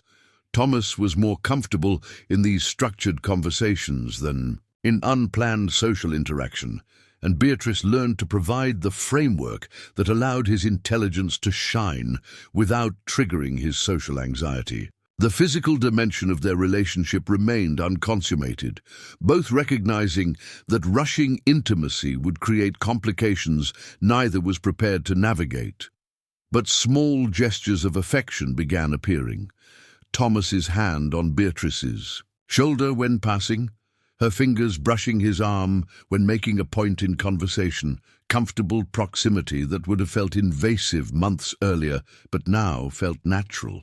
When the supply wagon arrived in mid-April, driven by Samuel Carter's cousin, Beatrice sent letters to Philadelphia, explaining her decision to remain in Montana, but kept her trunk packed aboard the wagon for the return journey. There was nothing in that trunk she needed. Her life was here now, built from the ground up through effort and partnership, and the discovery that being left behind had delivered her to exactly where she belonged. Spring work began in earnest, implementing the plans they'd developed during winter isolation. They expanded the vegetable garden using Beatrice's crop rotation designs. They built the improved smokehouse based on their collaborative engineering. They established new systems that reflected both their contributions, each making the other's work more effective through complement and enhancement. And gradually, without formal announcement or dramatic declaration, Beatrice Walsh and Thomas Brennan transformed from strangers bound by necessity into partners bound by choice, proving that sometimes the best outcomes emerge from situations that initially appear disastrous. The woman who'd been too heavy for the wagon had become the foundation upon which something substantial and lasting could be built. May transformed Brennan's Ridge from white dormancy into explosive green growth that seemed to happen overnight. Beatrice stood in what would become their expanded garden, feeling soil warm beneath her boots for the first time since the previous autumn. The earth was ready, softened by snowmelt and enriched by compost they'd prepared throughout winter. Now came the test of whether their careful planning would translate into actual productivity. Thomas joined her with seed packets they'd ordered months earlier through mail catalogues, heritage varieties chosen for flavor and adaptability rather than the uniform commercial crops that dominated agricultural markets. They'd spent winter evenings debating selections, cross-referencing growing requirements with Montana's short season and the specific microclimates their mountain elevation created. "We're gambling on a lot of unknowns," Thomas observed, studying their planting map that divided the garden into precisely calculated sections. These heirloom tomatoes might not have enough frost-free days. The climbing beans could get hammered by early September cold. Then we'll learn what doesn't work and adjust next season. That's how improvement happens, through intelligent experimentation rather than repeating what everyone else does. Beatrice knelt to begin marking planting rows with stakes and string. Besides, conventional wisdom said a city woman couldn't survive mountain winters, and I managed that reasonably well. Thomas's expression shifted to something that might have been pride mixed with amusement. "Reasonably well? That's how you describe splitting wood in blizzards and repairing buildings during storms? Adequate performance under challenging conditions. Nothing extraordinary." But Beatrice smiled as she said it, acknowledging the transformation she'd undergone while maintaining the practical modesty that was her natural mode. They worked together, establishing the garden over the following week, their movements coordinated through months of partnership that had taught them to anticipate each other's needs without constant verbal communication. Thomas prepared soil, while Beatrice marked planting positions. She handled delicate seedling transplants, while he constructed trellises for climbing varieties. Their different strengths created efficiency that neither could have achieved working independently. The garden represented more than food production. It was visible evidence of their partnership translating theory into reality, of winter planning manifesting in spring implementation. Every seed planted was a small bet on their continued collaboration, a commitment to being present for harvest months in the future. But the garden was only one element of the expansion they'd planned. Thomas had accumulated modest capital through careful management and occasional sale of fur pelts to traders. Combined with Beatrice's invested wages, they had resources sufficient for strategic improvements that could increase the settlement's long-term viability. The question was how to deploy those resources most effectively. Beatrice had spent considerable time studying successful homesteads through agricultural journals and extension service publications Thomas had collected. She'd identified patterns among operations that thrived versus those that merely survived. The successful ones diversified income streams, invested in infrastructure that reduced labor requirements, and found ways to capture value beyond simple commodity production. "We need to think beyond subsistence," Beatrice explained one evening, as they reviewed financial projections she'd calculated. "Right now, we produce enough for our own needs with small surplus. That's stable but limited. We need revenue sources that can fund continued improvement and provide security against bad seasons." Thomas studied her calculations with the focused attention he gave to anything analytical. "What are you proposing? Multiple smaller initiatives rather than one large investment. First, we expand the chicken operation significantly. Eggs are valuable. Chickens are relatively low maintenance, and we can sell breeding stock to other homesteaders. Second, we establish a small fruit tree orchard, using varieties that thrive in mountain conditions. Won't produce for several years, but it's patient capital that pays long-term returns. She pointed to another section of her notes. Third, we invest in improved food preservation equipment, a proper root cellar expansion, and better smoking facilities. That lets us preserve surplus for sale during winter when prices are higher. And fourth, we develop a small-scale lumber operation. We've got timber on the property.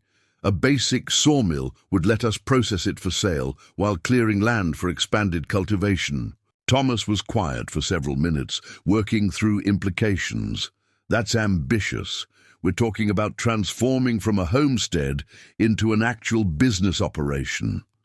We're talking about creating security and opportunity rather than just surviving season to season. You've got skills in hunting, trapping, and woodwork. I've got organizational ability and business planning. Together, we can build something more substantial than either of us could create alone. You've given this considerable thought. Thomas's tone carried something beyond acknowledgement. It was recognition that Beatrice had committed not just to staying, but to building something permanent and ambitious. I've given it the same thought I give to everything important. Staying here isn't just romantic notion about mountain life. It's a deliberate choice to create something meaningful, which requires strategic planning and intelligent execution. Beatrice met his gaze directly.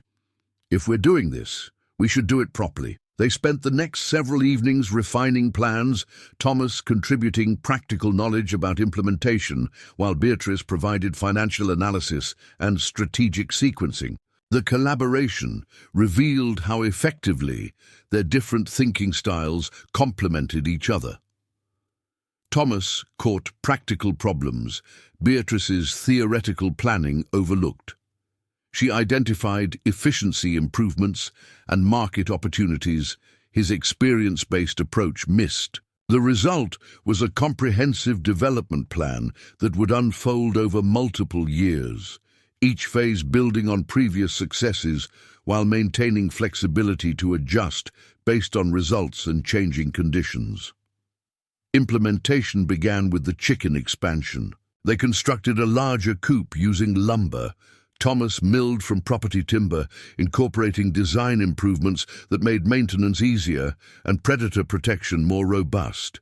Beatrice negotiated purchase of additional laying hens and breeding roosters from a supplier in Helena, demonstrating surprising aptitude for business correspondence and price negotiation. When the chickens arrived via freight wagon, they came with something unexpected, a letter from the supplier asking whether Beatrice might be interested in serving as a regional agent for poultry sales. The supplier had been impressed by her knowledgeable questions and professional communication, seeing potential for partnership that could benefit both parties. "You've got a business opportunity," Thomas said, showing her the letter. "Could be significant income if you're interested." Beatrice read the proposal carefully, analyzing terms and implications. It would require maintaining larger breeding stock and managing logistics for distribution to other homesteaders. Additional work, but the commission structure is generous. What do you think? I think you should decide based on whether it interests you. This would be your enterprise within our partnership. I'd support it, but the decision should be yours. The deference struck Beatrice as significant. Thomas wasn't just accepting her as partner. He was recognizing her right to independent business initiatives within their shared operation. That level of respect for autonomy was rare in any partnership, especially those between men and women, where legal and social structures typically subordinated women's independent authority. She accepted the supplier's proposal, establishing what would become a profitable side enterprise that connected isolated homesteaders with quality poultry stock. The work played to her organizational strengths and provided income that supplemented their primary operations. June brought the return of Samuel Carter with news from the wider community. Samuel had become their primary connection to the scattered settlement network, bringing mail, supplies, and gossip in exchange for meals and Thomas's help with occasional repairs or hunting. "Heard some interesting talk about you two," Samuel said over coffee, his curiosity barely disguised as casual conversation. "Folks are saying you formalized a partnership. Papers filed with the territorial office and everything." "We have." Beatrice offered no elaboration, waiting to see what Samuel was actually asking. "That's unusual. Most men and women in these mountains either get married proper or keep things informal." "Legal partnership suggests you're building something more complicated," Thomas responded before Beatrice could. "It suggests we're building something that deserves legal protection for both parties. Beatrice has invested capital and labor.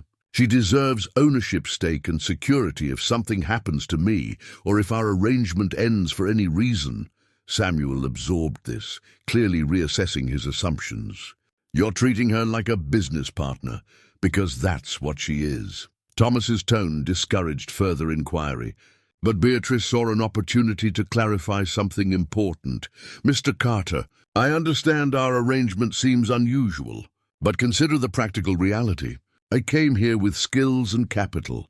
Mr. Brennan had land and infrastructure. We've combined resources to create something more valuable than either of us possessed separately. Legal partnership protects both our interests while acknowledging our equal contributions. That's not complicated, it's honest." Samuel studied her with new attention. "The other women who came with you, they scattered to various settlements. Most got married within months. Some are doing fine, some are struggling. None of them established themselves the way you have, perhaps because they were focused on finding husbands rather than building sustainable operations." Beatrice kept her tone neutral, but the implication was clear. "I wasn't looking for rescue or conventional domestic arrangement. I was looking for opportunity to create something meaningful. Mr. Brennan provided that opportunity, and we've built on it together." After Samuel departed, Thomas stood at the window watching his neighbor's progress down the mountain trail. "You defended our arrangement well, made it sound rational and businesslike." "It is rational and businesslike. That doesn't make it less valuable than conventional romantic partnerships. Different doesn't mean inferior." Thomas turned to face her. "Is that what we are? A businesslike arrangement that happens to include partnership but nothing more?" The question carried vulnerability that Beatrice recognized as significant. Thomas was asking whether their relationship was purely transactional or whether it had evolved into something more personal despite their practical framing. "We're whatever we need to be at any given moment," Beatrice replied carefully. "Right now, we're partners building a successful operation. What we might become beyond that depends on how we both feel as time passes. I'm not opposed to evolution, but I'm also not forcing anything before we're both ready." That's a diplomatic answer. It's an honest one. "I care about you, Thomas. I respect you, I enjoy working with you, and I'm attracted to aspects of who you are. But I'm also aware that rushing toward conventional relationship structures because society expects them would be a mistake. We're building something unique. It should develop at its own pace." Thomas absorbed this, his expression thoughtful. "I've never been good at conventional relationships. The social expectations, the unspoken rules about how things are supposed to progress, it all confuses me. But what we're doing, it makes sense. We work together, we plan together, we solve problems together. Adding physical intimacy or formal marriage to that seems like it might complicate something that works well as it is. Then we leave it as it is until circumstances suggest otherwise." Beatrice returned to the seed catalog she'd been reviewing.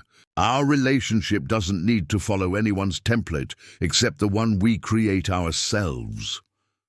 July brought their first harvest, early lettuce, radishes, and herbs that proved their garden planning was succeeding. Beatrice preserved the surplus using techniques refined through winter study, creating products they could sell or trade when supply wagons came through.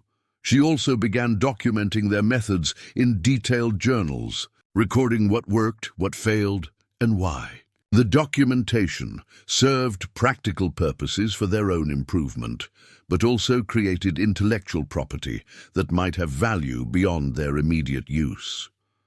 "You're writing a how-to manual," Thomas observed, reading over her shoulder one evening. "I'm creating a knowledge base that could benefit others attempting similar operations. Montana Territory is filling with homesteaders who fail because they lack information about what actually works in these conditions. If we solve problems through experimentation, that knowledge has value worth sharing or selling. Knowledge can be both shared and monetized. We could publish selections for free to help struggling homesteaders, while reserving more advanced techniques for paid consulting or publication." Beatrice made additional notes in her journal. "We're developing expertise worth more than just our personal application of it." Thomas saw immediately where she was going. "You're thinking about another revenue stream, teaching or consulting for other homesteaders, eventually. Once we've proven our methods work consistently. But yes, our expertise has market value beyond our own operation. Why not capture that value while also helping others succeed?" The conversation revealed how thoroughly Beatrice had embraced not just mountain survival, but strategic thinking about their long-term position. She wasn't content with subsistence or even modest success. She envisioned building something that could influence agricultural practices across the territory. August brought the main harvest season and workloads that pushed both of them to their physical limits. They worked dawn to dusk, gathering vegetables, preserving food, and preparing for winter in ways that made the previous year's effort seem modest by comparison. But the exhaustion was satisfying rather than grinding. They were harvesting evidence of successful planning and effective partnership. Every preserved jar, every crate of stored vegetables, every smoked ham represented security they'd created through intelligent effort. And somewhere during those exhausting August days, the physical dimension of their relationship finally manifested naturally rather than through awkward negotiation. After a particularly long day of harvest work, Beatrice had collapsed onto Thomas's porch rather than walking the 50 yards to her own cabin. He joined her there, both too tired to move, but companionably sharing the cool evening air. His hand had found hers in the darkness. Her head had settled against his shoulder, and when they'd finally roused themselves to move inside, it had been to his cabin rather than separating to their individual spaces. What followed was neither romantic nor awkward. It was natural, extension of partnership that had already developed in every other dimension. Two people who'd learned to work together, plan together, and build together, discovering that physical intimacy could be another form of collaboration, rather than something separate from their practical partnership. Afterward, lying in Thomas's bed, with practical blankets and simple comfort, Beatrice felt completion of transformation that had begun when 27 women fled and left her behind. She'd evolved from unwanted burden into essential partner, from city woman into mountain resident, from someone defined by what she couldn't do into someone defined by what she'd accomplished. "We should probably discuss what this means for our arrangement," Thomas said eventually, his characteristic awkwardness reasserting itself. "It means we've added physical intimacy to partnership that already existed. Nothing more complicated than that, unless we decide to make it complicated." Beatrice propped herself up to look at him directly. "Do you want to make it complicated?" "No, I want it to be exactly what it is, another way we fit together well." Thomas pulled her back against him. "Simple and honest. Like everything else between us, then that's what it is. Partnership in all its dimensions, developing naturally without forcing artificial structures or expectations onto something that works well as it is." They fell asleep there, tangled together in comfortable intimacy that felt like the natural conclusion to months of building trust and compatibility in every other aspect of their lives. The woman who'd been left behind because she didn't fit had found a place where she fit perfectly, not by changing who she was, but by finding someone who valued exactly what she had to offer. September arrived with the kind of perfect weather that made Montana residents forget the brutal winters and forgive the short growing seasons. Crisp mornings gave way to warm afternoons, and the aspens on the mountain slopes began their transformation into gold that would set the forests. Ablaze with color within weeks, Beatrice was processing the final tomato harvest when she heard unfamiliar voices. Approaching the settlement, she wiped her hands and stepped outside to find 3 women dismounting from horses near Thomas's cabin, their riding clothes and confident postures suggesting competence, rather than the desperate uncertainty that had characterized the bride candidates who'd arrived a year earlier. Thomas emerged from the workshop, his expression carrying the wariness that always appeared when unexpected visitors arrived. Beatrice moved to join him, recognizing that whatever this visit concerned, they'd handle it together as partners rather than separately as individuals. The oldest of the 3 women stepped forward, extending her hand first to Thomas and then to Beatrice with equal formality. "I'm Catherine Morrison from the Women's Agricultural Cooperative in Helena. These are my colleagues, Mary Chen and Rachel Abernathy. We've heard considerable discussion about your operation here and wanted to see it for ourselves." Beatrice assessed the visitors with the analytical eye she applied to everything. Catherine was perhaps 45, with the weathered complexion of someone who worked outdoors and the direct manner of someone accustomed to being taken seriously. Mary appeared younger, but carried herself with similar confidence. Rachel was taking notes already, her attention focused on the settlement's layout and infrastructure. "What kind of discussion?" Thomas asked, his social discomfort evident in his terse response. Catherine smiled with understanding that suggested she'd encountered similar reactions before. "Productive discussion. We've heard from Samuel Carter and several other sources that you've established an unusually successful homestead operation here. More significantly, we've heard that Miss Walsh has achieved this as an equal partner rather than as supplementary labor to a male operator. That's rare enough to be noteworthy." Beatrice felt immediate caution. In her experience, attention from strangers usually preceded attempts to take advantage of whatever had attracted their notice. "And what's your interest in our operation?" The Women's Agricultural Cooperative was established to support women attempting to homestead independently or in partnership. We provide education, resources, and networking opportunities for women who face obstacles in agricultural work due to gender prejudices. Catherine gestured toward the visible evidence of their improvements: the expanded garden, the new structures, the organized systems that demonstrated effective management. "Your success suggests approaches that could benefit others. We'd like to understand your methods." Mary stepped forward. "We're also documenting successful operations to counter narratives that women can't manage agricultural work effectively. Your partnership model, where legal protections ensure equal status rather than subordination. That's exactly the kind of structure we're advocating for." Thomas looked at Beatrice, deferring to her judgment about how to respond. She appreciated his recognition that this decision fell within her authority since it concerned her reputation and her willingness to share their methods.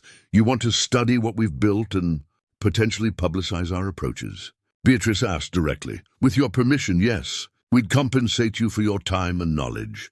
We'd also offer resources that might benefit your operation, access to our seed library, connections to suppliers who offer favorable terms to cooperative members, and introduction to other successful operators who might become valuable contacts."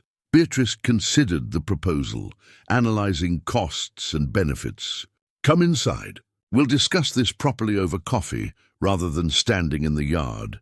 They gathered in Thomas's cabin, which had become the default space for partnership discussions. Beatrice prepared coffee while Thomas set out chairs, both moving with the coordinated efficiency of people who'd developed comfortable routines together.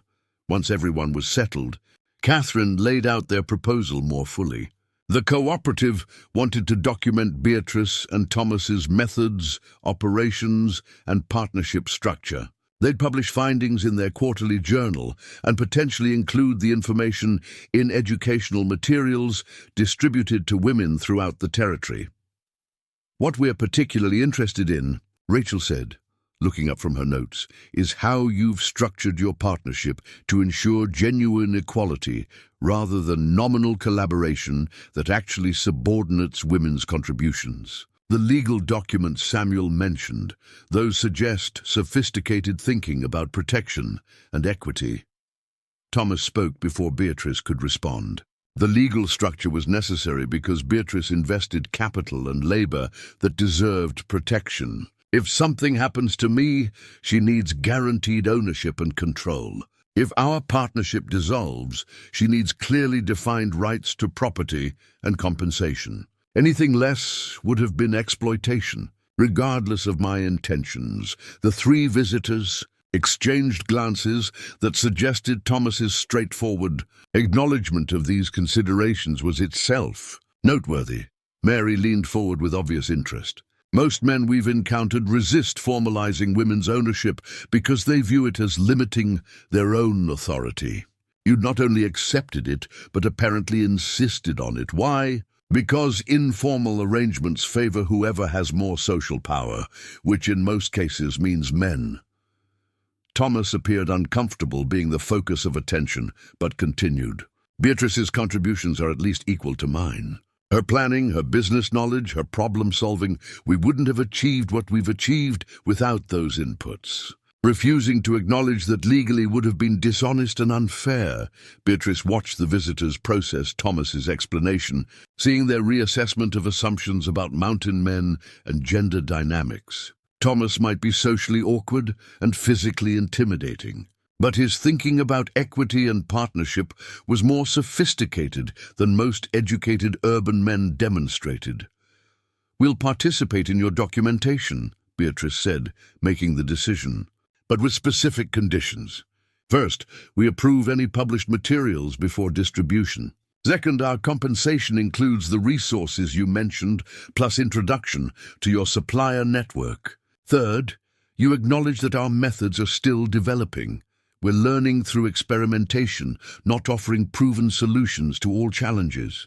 Catherine smiled. "Those terms are entirely acceptable. When can we begin?" The documentation process consumed 3 days, during which Catherine, Mary and Rachel observed operations, interviewed both partners separately and together, and studied the legal documents and business plans that structured the enterprise. Their questions were intelligent and probing, revealing genuine expertise in agricultural operations and partnership dynamics. The interviews forced Beatrice to articulate things she'd understood intuitively, but hadn't consciously analyzed. Why had she structured the poultry agency as independent enterprise within their larger operation? How had they divided decision-making authority to ensure both partners maintained genuine agency? What mechanisms resolved disputes when they disagreed about strategic directions? Thomas struggled more with the interview process, his social discomfort making abstract discussion difficult. But when Catherine recognized this and shifted to having him demonstrate and explain while working, his expertise became evident. He walked them through his timber assessment methods, his approach to sustainable hunting that maintained game populations, and his engineering solutions to problems like water management and food preservation. On the final evening, Catherine gathered everyone for a summary discussion. "You've built something remarkable here, and I don't say that lightly. The productivity per acre exceeds most operations twice your size. The efficiency of your system suggests sophisticated planning. But what's most impressive is how you've structured genuine partnership in ways that protect both parties while maximizing collaborative effectiveness." She paused, making sure both Beatrice and Thomas were paying attention. "Here's what I see as your core innovation. You've separated partnership from conventional marriage structures, which allows you to negotiate everything rather than accepting predetermined roles. That flexibility creates space for both of you to contribute according to your actual abilities, rather than according to social expectations about gender-appropriate work." Rachel added her observations. You've also created legal protections that most married women never obtain. If Thomas died, Beatrice would own half this property outright, rather than being dependent on inheritance laws that often favor male relatives. If they separate, clear dissolution terms protect both parties. That security enables risk-taking and investment that wouldn't be possible in more uncertain arrangements. Mary offered the final assessment. And you've proven that women's intellectual contributions, planning, analysis, business development, are at least as valuable as physical strength and agricultural success. Most operations underutilize women's capabilities by relegating them to domestic work. You've maximized both partners' contributions by ignoring conventional role assignments. Beatrice felt uncomfortable with the level of analysis being directed at their private arrangements. But she recognized the truth in what the visitors had identified. She and Thomas had accidentally created something unusual by simply being honest about their respective strengths and structuring partnership to utilize both effectively. After the visitors departed, promising to send draft publications for review before distribution, Beatrice and Thomas sat together on his porch, watching the sunset paint the mountains in shades of amber and rose. They made us sound revolutionary, Thomas observed. We're just trying to run a successful operation. Revolutionary is often just practical solutions to obvious problems, implemented by people who aren't constrained by assumptions about how things should be done. Beatrice leaned against his shoulder, comfortable with casual physical affection that had developed alongside their working partnership. We structured our arrangement sensibly because we're both analytical people who recognize that conventional approaches had failed us in the past.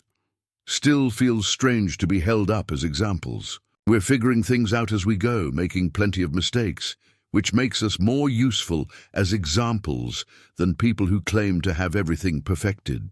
Learning through experimentation is more honest than pretending expertise you don't possess. October brought the publication of the Women's Agricultural Cooperatives Journal, featuring extensive coverage of their operation. The article was titled, "Partnership Without Subordination: How Two Montana Homesteaders Are Redefining Agricultural Collaboration," and it presented their methods with accuracy that surprised both of them. The publication triggered unexpected consequences. Letters began arriving from women throughout the territory, asking for advice, requesting mentorship, or seeking similar partnership opportunities. Some were poignant. Women trapped in marriages that reduced them to unpaid labor without legal protections or independent authority. Others were practical, capable women who wanted to homestead but faced barriers due to gender prejudices. Beatrice found herself spending significant time responding to correspondence, offering what guidance she could while being honest about the challenges and uncertainties. Some letters she forwarded to the Women's Agricultural Cooperative with recommendations for how their resources might help. Others required more personalized responses about specific situations. Thomas watched this development with concern. "You're taking on unpaid work helping strangers. That's generous, but not sustainable if it interferes with our operations. Consider it investment in building networks that might benefit us eventually. Some of these women have skills we could use. Others might become customers for products or services we develop. And a few might become actual partners in expanding our operation beyond what two people can manage alone." The suggestion of expansion beyond their partnership caught Thomas's attention. "You're thinking about hiring help or bringing in additional partners. Eventually, we're approaching the limits of what two people can accomplish. If we want to grow beyond current scale, we'll need additional labor. The question is whether we hire workers or structure partnerships similar to ours that give others ownership stakes in exchange for contributions." Thomas absorbed this, recognizing that Beatrice was already thinking several steps ahead of their current situation. More partners means more complexity, more potential for conflict and dissolution problems. It also means more capabilities and more resilience against problems that might overwhelm two people. We should at least consider the possibilities rather than assuming our current structure is permanent. November brought visitors of a different sort too. Homesteading couples from settlements 30 miles south who'd read the cooperative's article and wanted to observe their operations directly. They arrived seeking practical education about methods they might adapt to their own situations. Beatrice and Thomas spent a week hosting these visitors, demonstrating techniques and explaining the reasoning behind various decisions. The teaching forced them to articulate knowledge that had become intuitive, to break down complex processes into steps that others could replicate.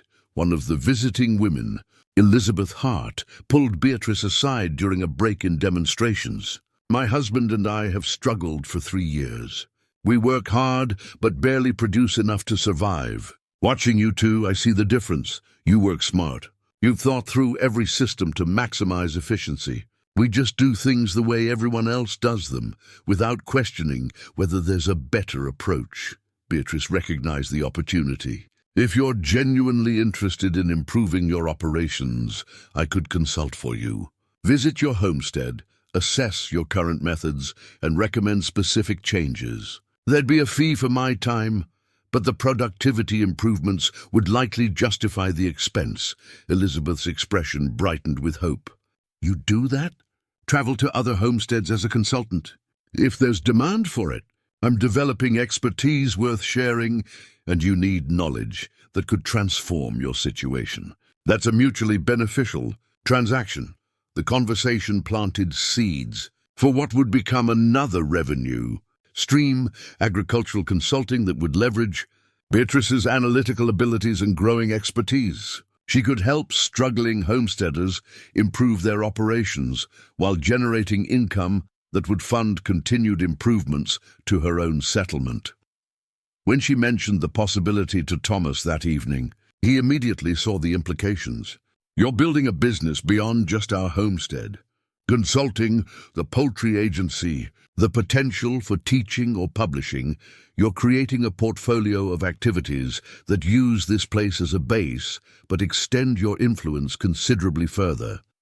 Does that concern you?" Beatrice watched his face for signs of anxiety about her growing independence. "It excites me. You're not just succeeding at mountain life. You're excelling in ways that create new possibilities for both of us. I never imagined building something this ambitious. But watching you think strategically about expansion and influence, I'm realizing we could create something far more significant than I originally envisioned." December arrived with the first serious snows, and Beatrice spent time comparing their current situation to the previous winter. A year ago, she'd been a stranger working through arrangements that felt temporary, despite their 6-month duration. Now she was an established partner, planning multi-year developments and expanding her influence throughout the region. The woman who'd been left behind because she didn't fit had become someone whose methods and ideas were being studied and emulated across Montana territory. She transformed abandonment into opportunity, rejection into innovation, and limitation into the very foundation of unexpected success. And she'd done it not by becoming someone different, but by finding circumstances where exactly who she was, analytical, practical, uninterested in conventional feminine roles, became essential rather than problematic. The story of the mail-order bride who was too fat to fit in the wagon had become the story of the woman whose weight had saved her from fleeing a situation that would prove to be her greatest opportunity. Sometimes being left behind was the best thing that could happen to you. 2 years after being left behind, Beatrice stood in the Helena train station watching passengers disembark from the eastbound railway. She was there on business, meeting a supplier about bulk seed purchases for her expanding consulting operation, but the crowd flooding the platform triggered memories of her own arrival in Montana territory, what felt like a lifetime ago.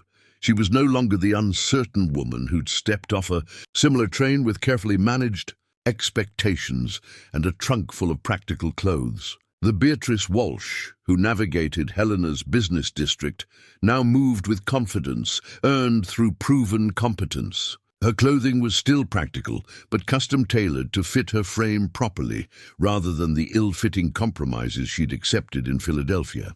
Her hands showed the calluses of physical labor, but her ledger books showed the results of strategic thinking. The consulting business had grown beyond anything she'd initially imagined.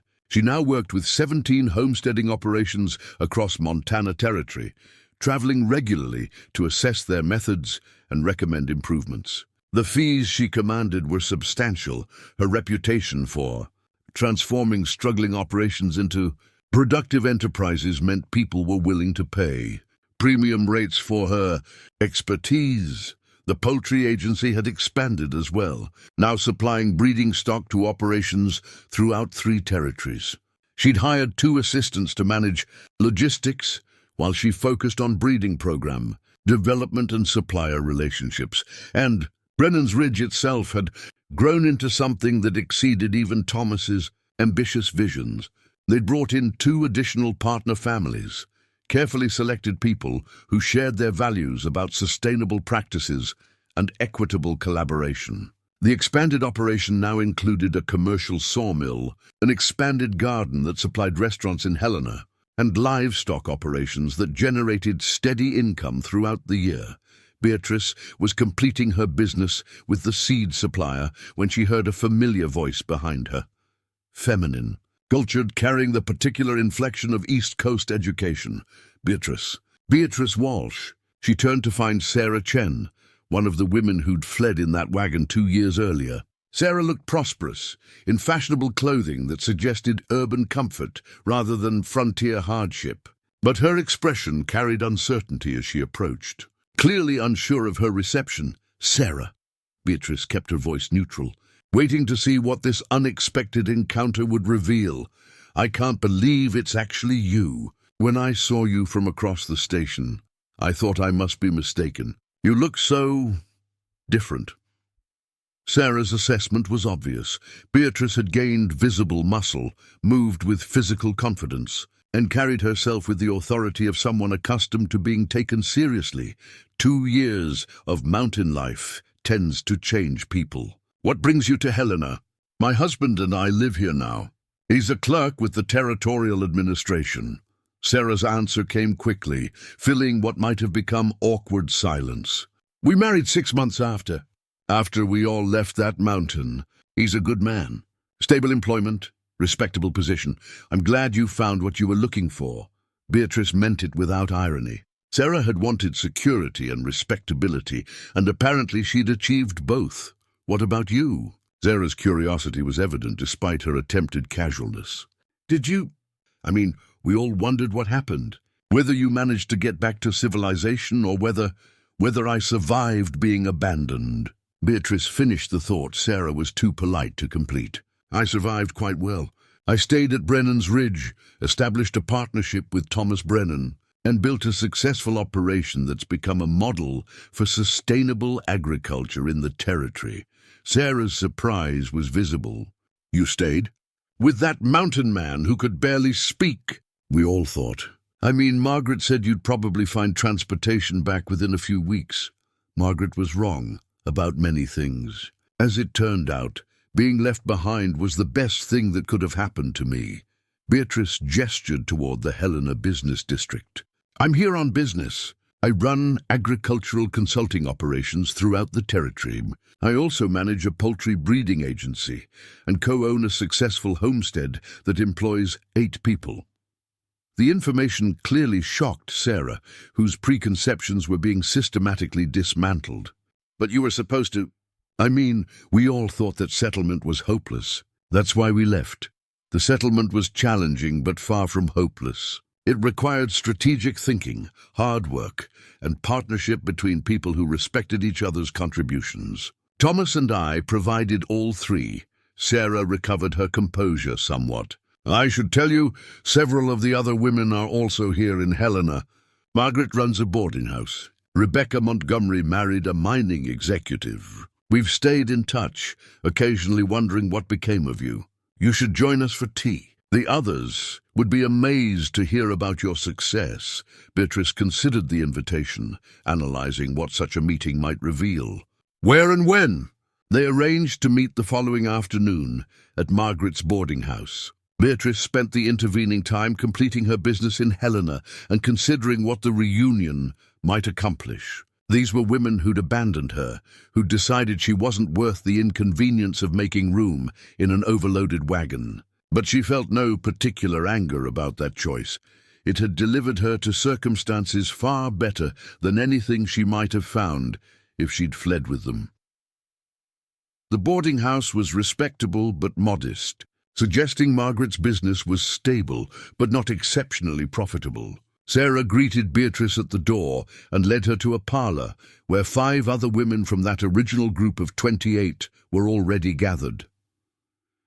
Margaret Chen stood as Beatrice entered, her expression complex: surprise, curiosity, and what might have been embarrassment. "Beatrice, Sarah told us you'd be joining us. It's good to see you well." The other women echoed similar sentiments, but Beatrice heard the underlying uncertainty. They'd expected to find her either absent or struggling, confirmation that their flight had been necessary and justified. Instead, they were confronting evidence that the woman they'd left behind had thrived in circumstances they'd found intolerable. Rebecca Montgomery spoke first after the initial pleasantries. "Sarah says you've established yourself quite successfully. That's remarkable considering how difficult that mountain settlement was." The settlement was challenging, but manageable with proper planning and effective partnership. Beatrice accepted tea from Margaret, noting the modest china that suggested financial constraints. Thomas Brennan proved to be an excellent partner once we established clear communication and mutual respect. "You married him then?" Dorothy Harrison asked, her tone suggesting this was the only logical explanation for Beatrice's continued presence. "We established a legal partnership with equal ownership and clearly defined rights for both parties. Whether we formalize that through marriage is a separate question we haven't needed to resolve. The partnership structure protects both our interests adequately." The statement generated visible confusion among women who'd grown up assuming marriage was the only legitimate structure for male-female collaboration. Margaret leaned forward with obvious interest. "You own property, legally in your own name? I own 50% of Brennan's Ridge and 100% of my consulting business and poultry agency, all documented legally to ensure my interests are protected regardless of what happens to our partnership." Beatrice sipped her tea, watching the women process information that contradicted everything they'd assumed about her situation. Rebecca's expression showed something that might have been envy. "That's unusual. Most women in these territories have no independent property rights or business ownership. Most women accept conventional arrangements that subordinate their interests to male authority. I negotiated different terms because I had leverage, and Thomas recognized that protecting my contributions served both our interests." Sarah spoke quietly. "When we left you behind, we assumed you'd be desperate, that you'd either find transportation back or be trapped in terrible circumstances. We felt guilty, but told ourselves there was no alternative. The wagon couldn't safely carry more weight."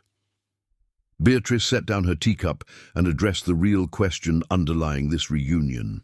"You're all wondering whether I'm angry about being abandoned, whether I hold resentment about being left behind because I was too heavy for an overloaded wagon." The women shifted uncomfortably, none willing to confirm, but all clearly thinking exactly that. "I'm not angry. If you'd made room for me, I would have fled with you to Billings or returned to Philadelphia. I would have found employment somewhere, probably factory work or domestic service. I would have survived, but never thrived." Beatrice looked at each woman in turn. "Being left behind forced me to confront circumstances I would have avoided if given the choice. Those circumstances revealed capabilities I didn't know I possessed and created opportunities I would never have encountered otherwise." She paused, making sure they understood. So no, I'm not angry. I'm grateful. Your decision to leave me behind was the catalyst for everything I've achieved since. Margaret spoke with obvious difficulty. We misjudged the situation entirely. We saw that rough mountain man and that isolated settlement and assumed it was hopeless. We panicked and fled from challenges that apparently weren't insurmountable. They were challenging. They still are. But challenge isn't the same as hopeless. Beatrice gestured around the modest parlor. How are all of you faring? Have you found what you were seeking when you answered those advertisements? The question prompted cautious sharing. Most of the women had married within months of leaving Brennan's Ridge. Their situations varied. Some seemed content with modest urban life. Others showed signs of disappointment with husbands or circumstances that hadn't matched their expectations. None described the kind of agency and success Beatrice had achieved. Rebecca offered the most candid assessment. I married a mining executive who turned out to be middle management with expensive tastes and moderate income. We live comfortably but not luxuriously. He makes all financial decisions and I manage the household. It's fine, but it's not what I imagined when I came west seeking adventure and opportunity, Dorothy added her experience. My husband owns a general store. I worked there without wages, since married women's labor belongs to their husbands legally. We do well enough, but I have no independent resources and no authority over business decisions, even though I handle much of the daily operation. Beatrice recognized patterns she'd avoided through her negotiated partnership with Thomas. These women had accepted conventional marriage structures that gave them security but eliminated autonomy. They'd traded one set of constraints for another, exchanging factory work or family dependency for marital subordination. Would you change anything if you could do it over? Beatrice asked directly. Margaret responded after long silence.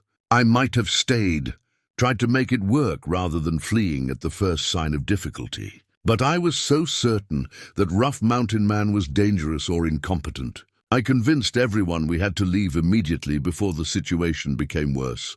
Thomas isn't dangerous or incompetent. He's socially awkward due to childhood trauma, but he's highly intelligent and extremely capable at everything related to homestead management. His letters weren't deceptive. They accurately represented his mind and character. His inability to demonstrate those qualities in person confused everyone about who he actually was.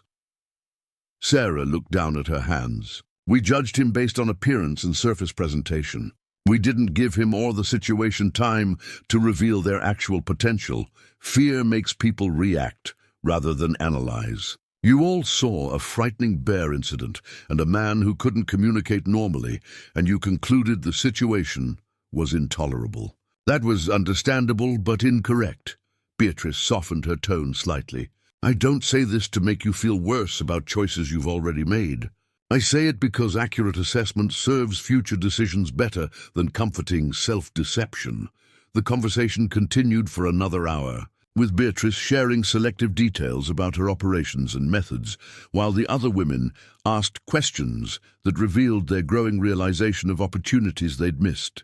Some seemed genuinely happy for Beatrice's success. Others showed visible regret about their own choices. As Beatrice prepared to leave, Rebecca pulled her aside. Would you be willing to consult with women seeking better partnership arrangements? There must be others trapped in circumstances they'd like to change, but don't know how to negotiate different terms. That's complicated. Most married women have limited legal standing to renegotiate existing arrangements. I can advise women before they commit to marriages, but changing established structures is significantly more difficult. Still, your expertise could help women make better initial choices, could prevent them from accepting subordination they might avoid with proper guidance. Beatrice considered the proposition. I'll think about it. My consulting focuses on agricultural operations currently, but partnership structures are relevant to successful homestead management. There might be ways to expand my services to include advisory work for women evaluating partnership opportunities. She departed Margaret's boarding house with complex feelings about the reunion. These women had abandoned her, but they'd also inadvertently delivered her to circumstances far better than anything they'd found for themselves. Their regret was real but ultimately irrelevant. The past couldn't be changed. And Beatrice had no interest in either punishment or vindication. What mattered was the future and the question of how to use her success to create opportunities for others. Facing similar challenges when Beatrice returned to Brennan's Ridge 3 days later, Thomas met her at the settlement entrance with the easy familiarity of long partnership. How was Helena? Productive from a business perspective, complicated from a personal one. She dismounted and handed him her horse's reins. I encountered several of the women who fled that wagon. They're all married, mostly to respectable men with modest prospects. None of them have independent resources or significant autonomy. Thomas absorbed this information while leading her horse toward the stable. How do you feel about seeing them? Grateful, mostly. If they'd made room for me, I'd likely be in similar circumstances, dependent on a husband for financial security, subordinated legally and practically, managing a household without ownership or real authority. Being left behind saved me from that trajectory. They walked together toward the main cabin, Beatrice noting improvements the partner families had completed during her absence. The settlement had evolved into something substantial, multiple structures, organized systems, visible evidence of prosperity built through collaborative effort. The women asked if I'd consult with others, seeking better partnership arrangements. Beatrice continued, I've been thinking about whether to expand my services in that direction. Seems consistent with your other work. You help homesteaders structure operations effectively. Why not help individuals structure partnerships effectively? Thomas held the cabin door for her, a gesture of respect rather than gendered protocol, because it ventures into areas where I'm not sure I have expertise. I understand agricultural systems and business structures. Personal partnerships are more complex and variable. Thomas smiled, a rare expression that transformed his usually serious face. You negotiated one successfully. That's more practical experience than most people offering advice possess. Besides, you'd approach it analytically rather than romantically. That perspective might help people make better decisions. Beatrice settled into her favorite chair. They'd long since stopped maintaining separate living spaces, consolidating into the main cabin while converting her original small cabin to guest quarters for visiting consultants or partner family overflow. Perhaps. I'll consider it carefully before committing. She pulled out her business ledgers, ready to review accounts and plan the next week's work. For now, I'm content building what we've created here and helping others improve their agricultural operations. That's ambitious enough without adding relationship counseling to my responsibilities. Thomas joined her at the table, where they conducted most of their planning sessions. Whatever you decide, I'll support it. Your judgment has proven reliable in everything else. No reason to doubt it regarding potential expansion into partnership consulting. They spent the evening reviewing finances, planning improvements, and discussing challenges facing their partner families. It was comfortable, productive collaboration between equals who'd learned to work together with remarkable efficiency.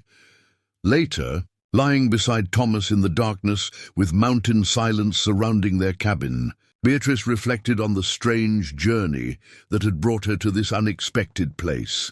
She'd answered an advertisement seeking a capable woman for mountain partnership. She'd arrived to find herself in unwanted competition with 27 others. She'd been abandoned because she was too heavy for an overloaded wagon, fleeing circumstances that seemed intolerable, and every apparent disaster had actually been an opportunity in disguise. The competition had eliminated itself through flight. The abandonment had forced her to engage with challenges rather than avoiding them. The isolation that frightened. Others had given her space to discover capabilities conventional. Society would never have allowed her to develop. The mail-order bride who was too fat to run had stayed and won, not through romantic fulfillment or conventional success, but through the discovery that being underestimated and left behind could be the beginning of something extraordinary rather than the end of hope. Sometimes the best thing that could happen to you was being left behind by people who thought you wouldn't fit. Because fitting into spaces designed for others meant limiting yourself to their expectations. Building your own space meant discovering exactly what you were capable of creating. When nobody was watching or judging or trying to make you smaller than you actually were, Beatrice Walsh had learned that lesson through necessity. And she'd built something remarkable from the ashes of abandonment, a life that honored her actual capabilities. Rather than accepting limitations others tried to impose, that was worth more than any wagon ride to safety could ever have provided. Up next, you've got two more standout stories right on your screen. If this one hit the mark, you won't want to pass these up. Just click and check them out. And don't forget to like, subscribe, and turn on the notification bell so you don't miss any upload from us.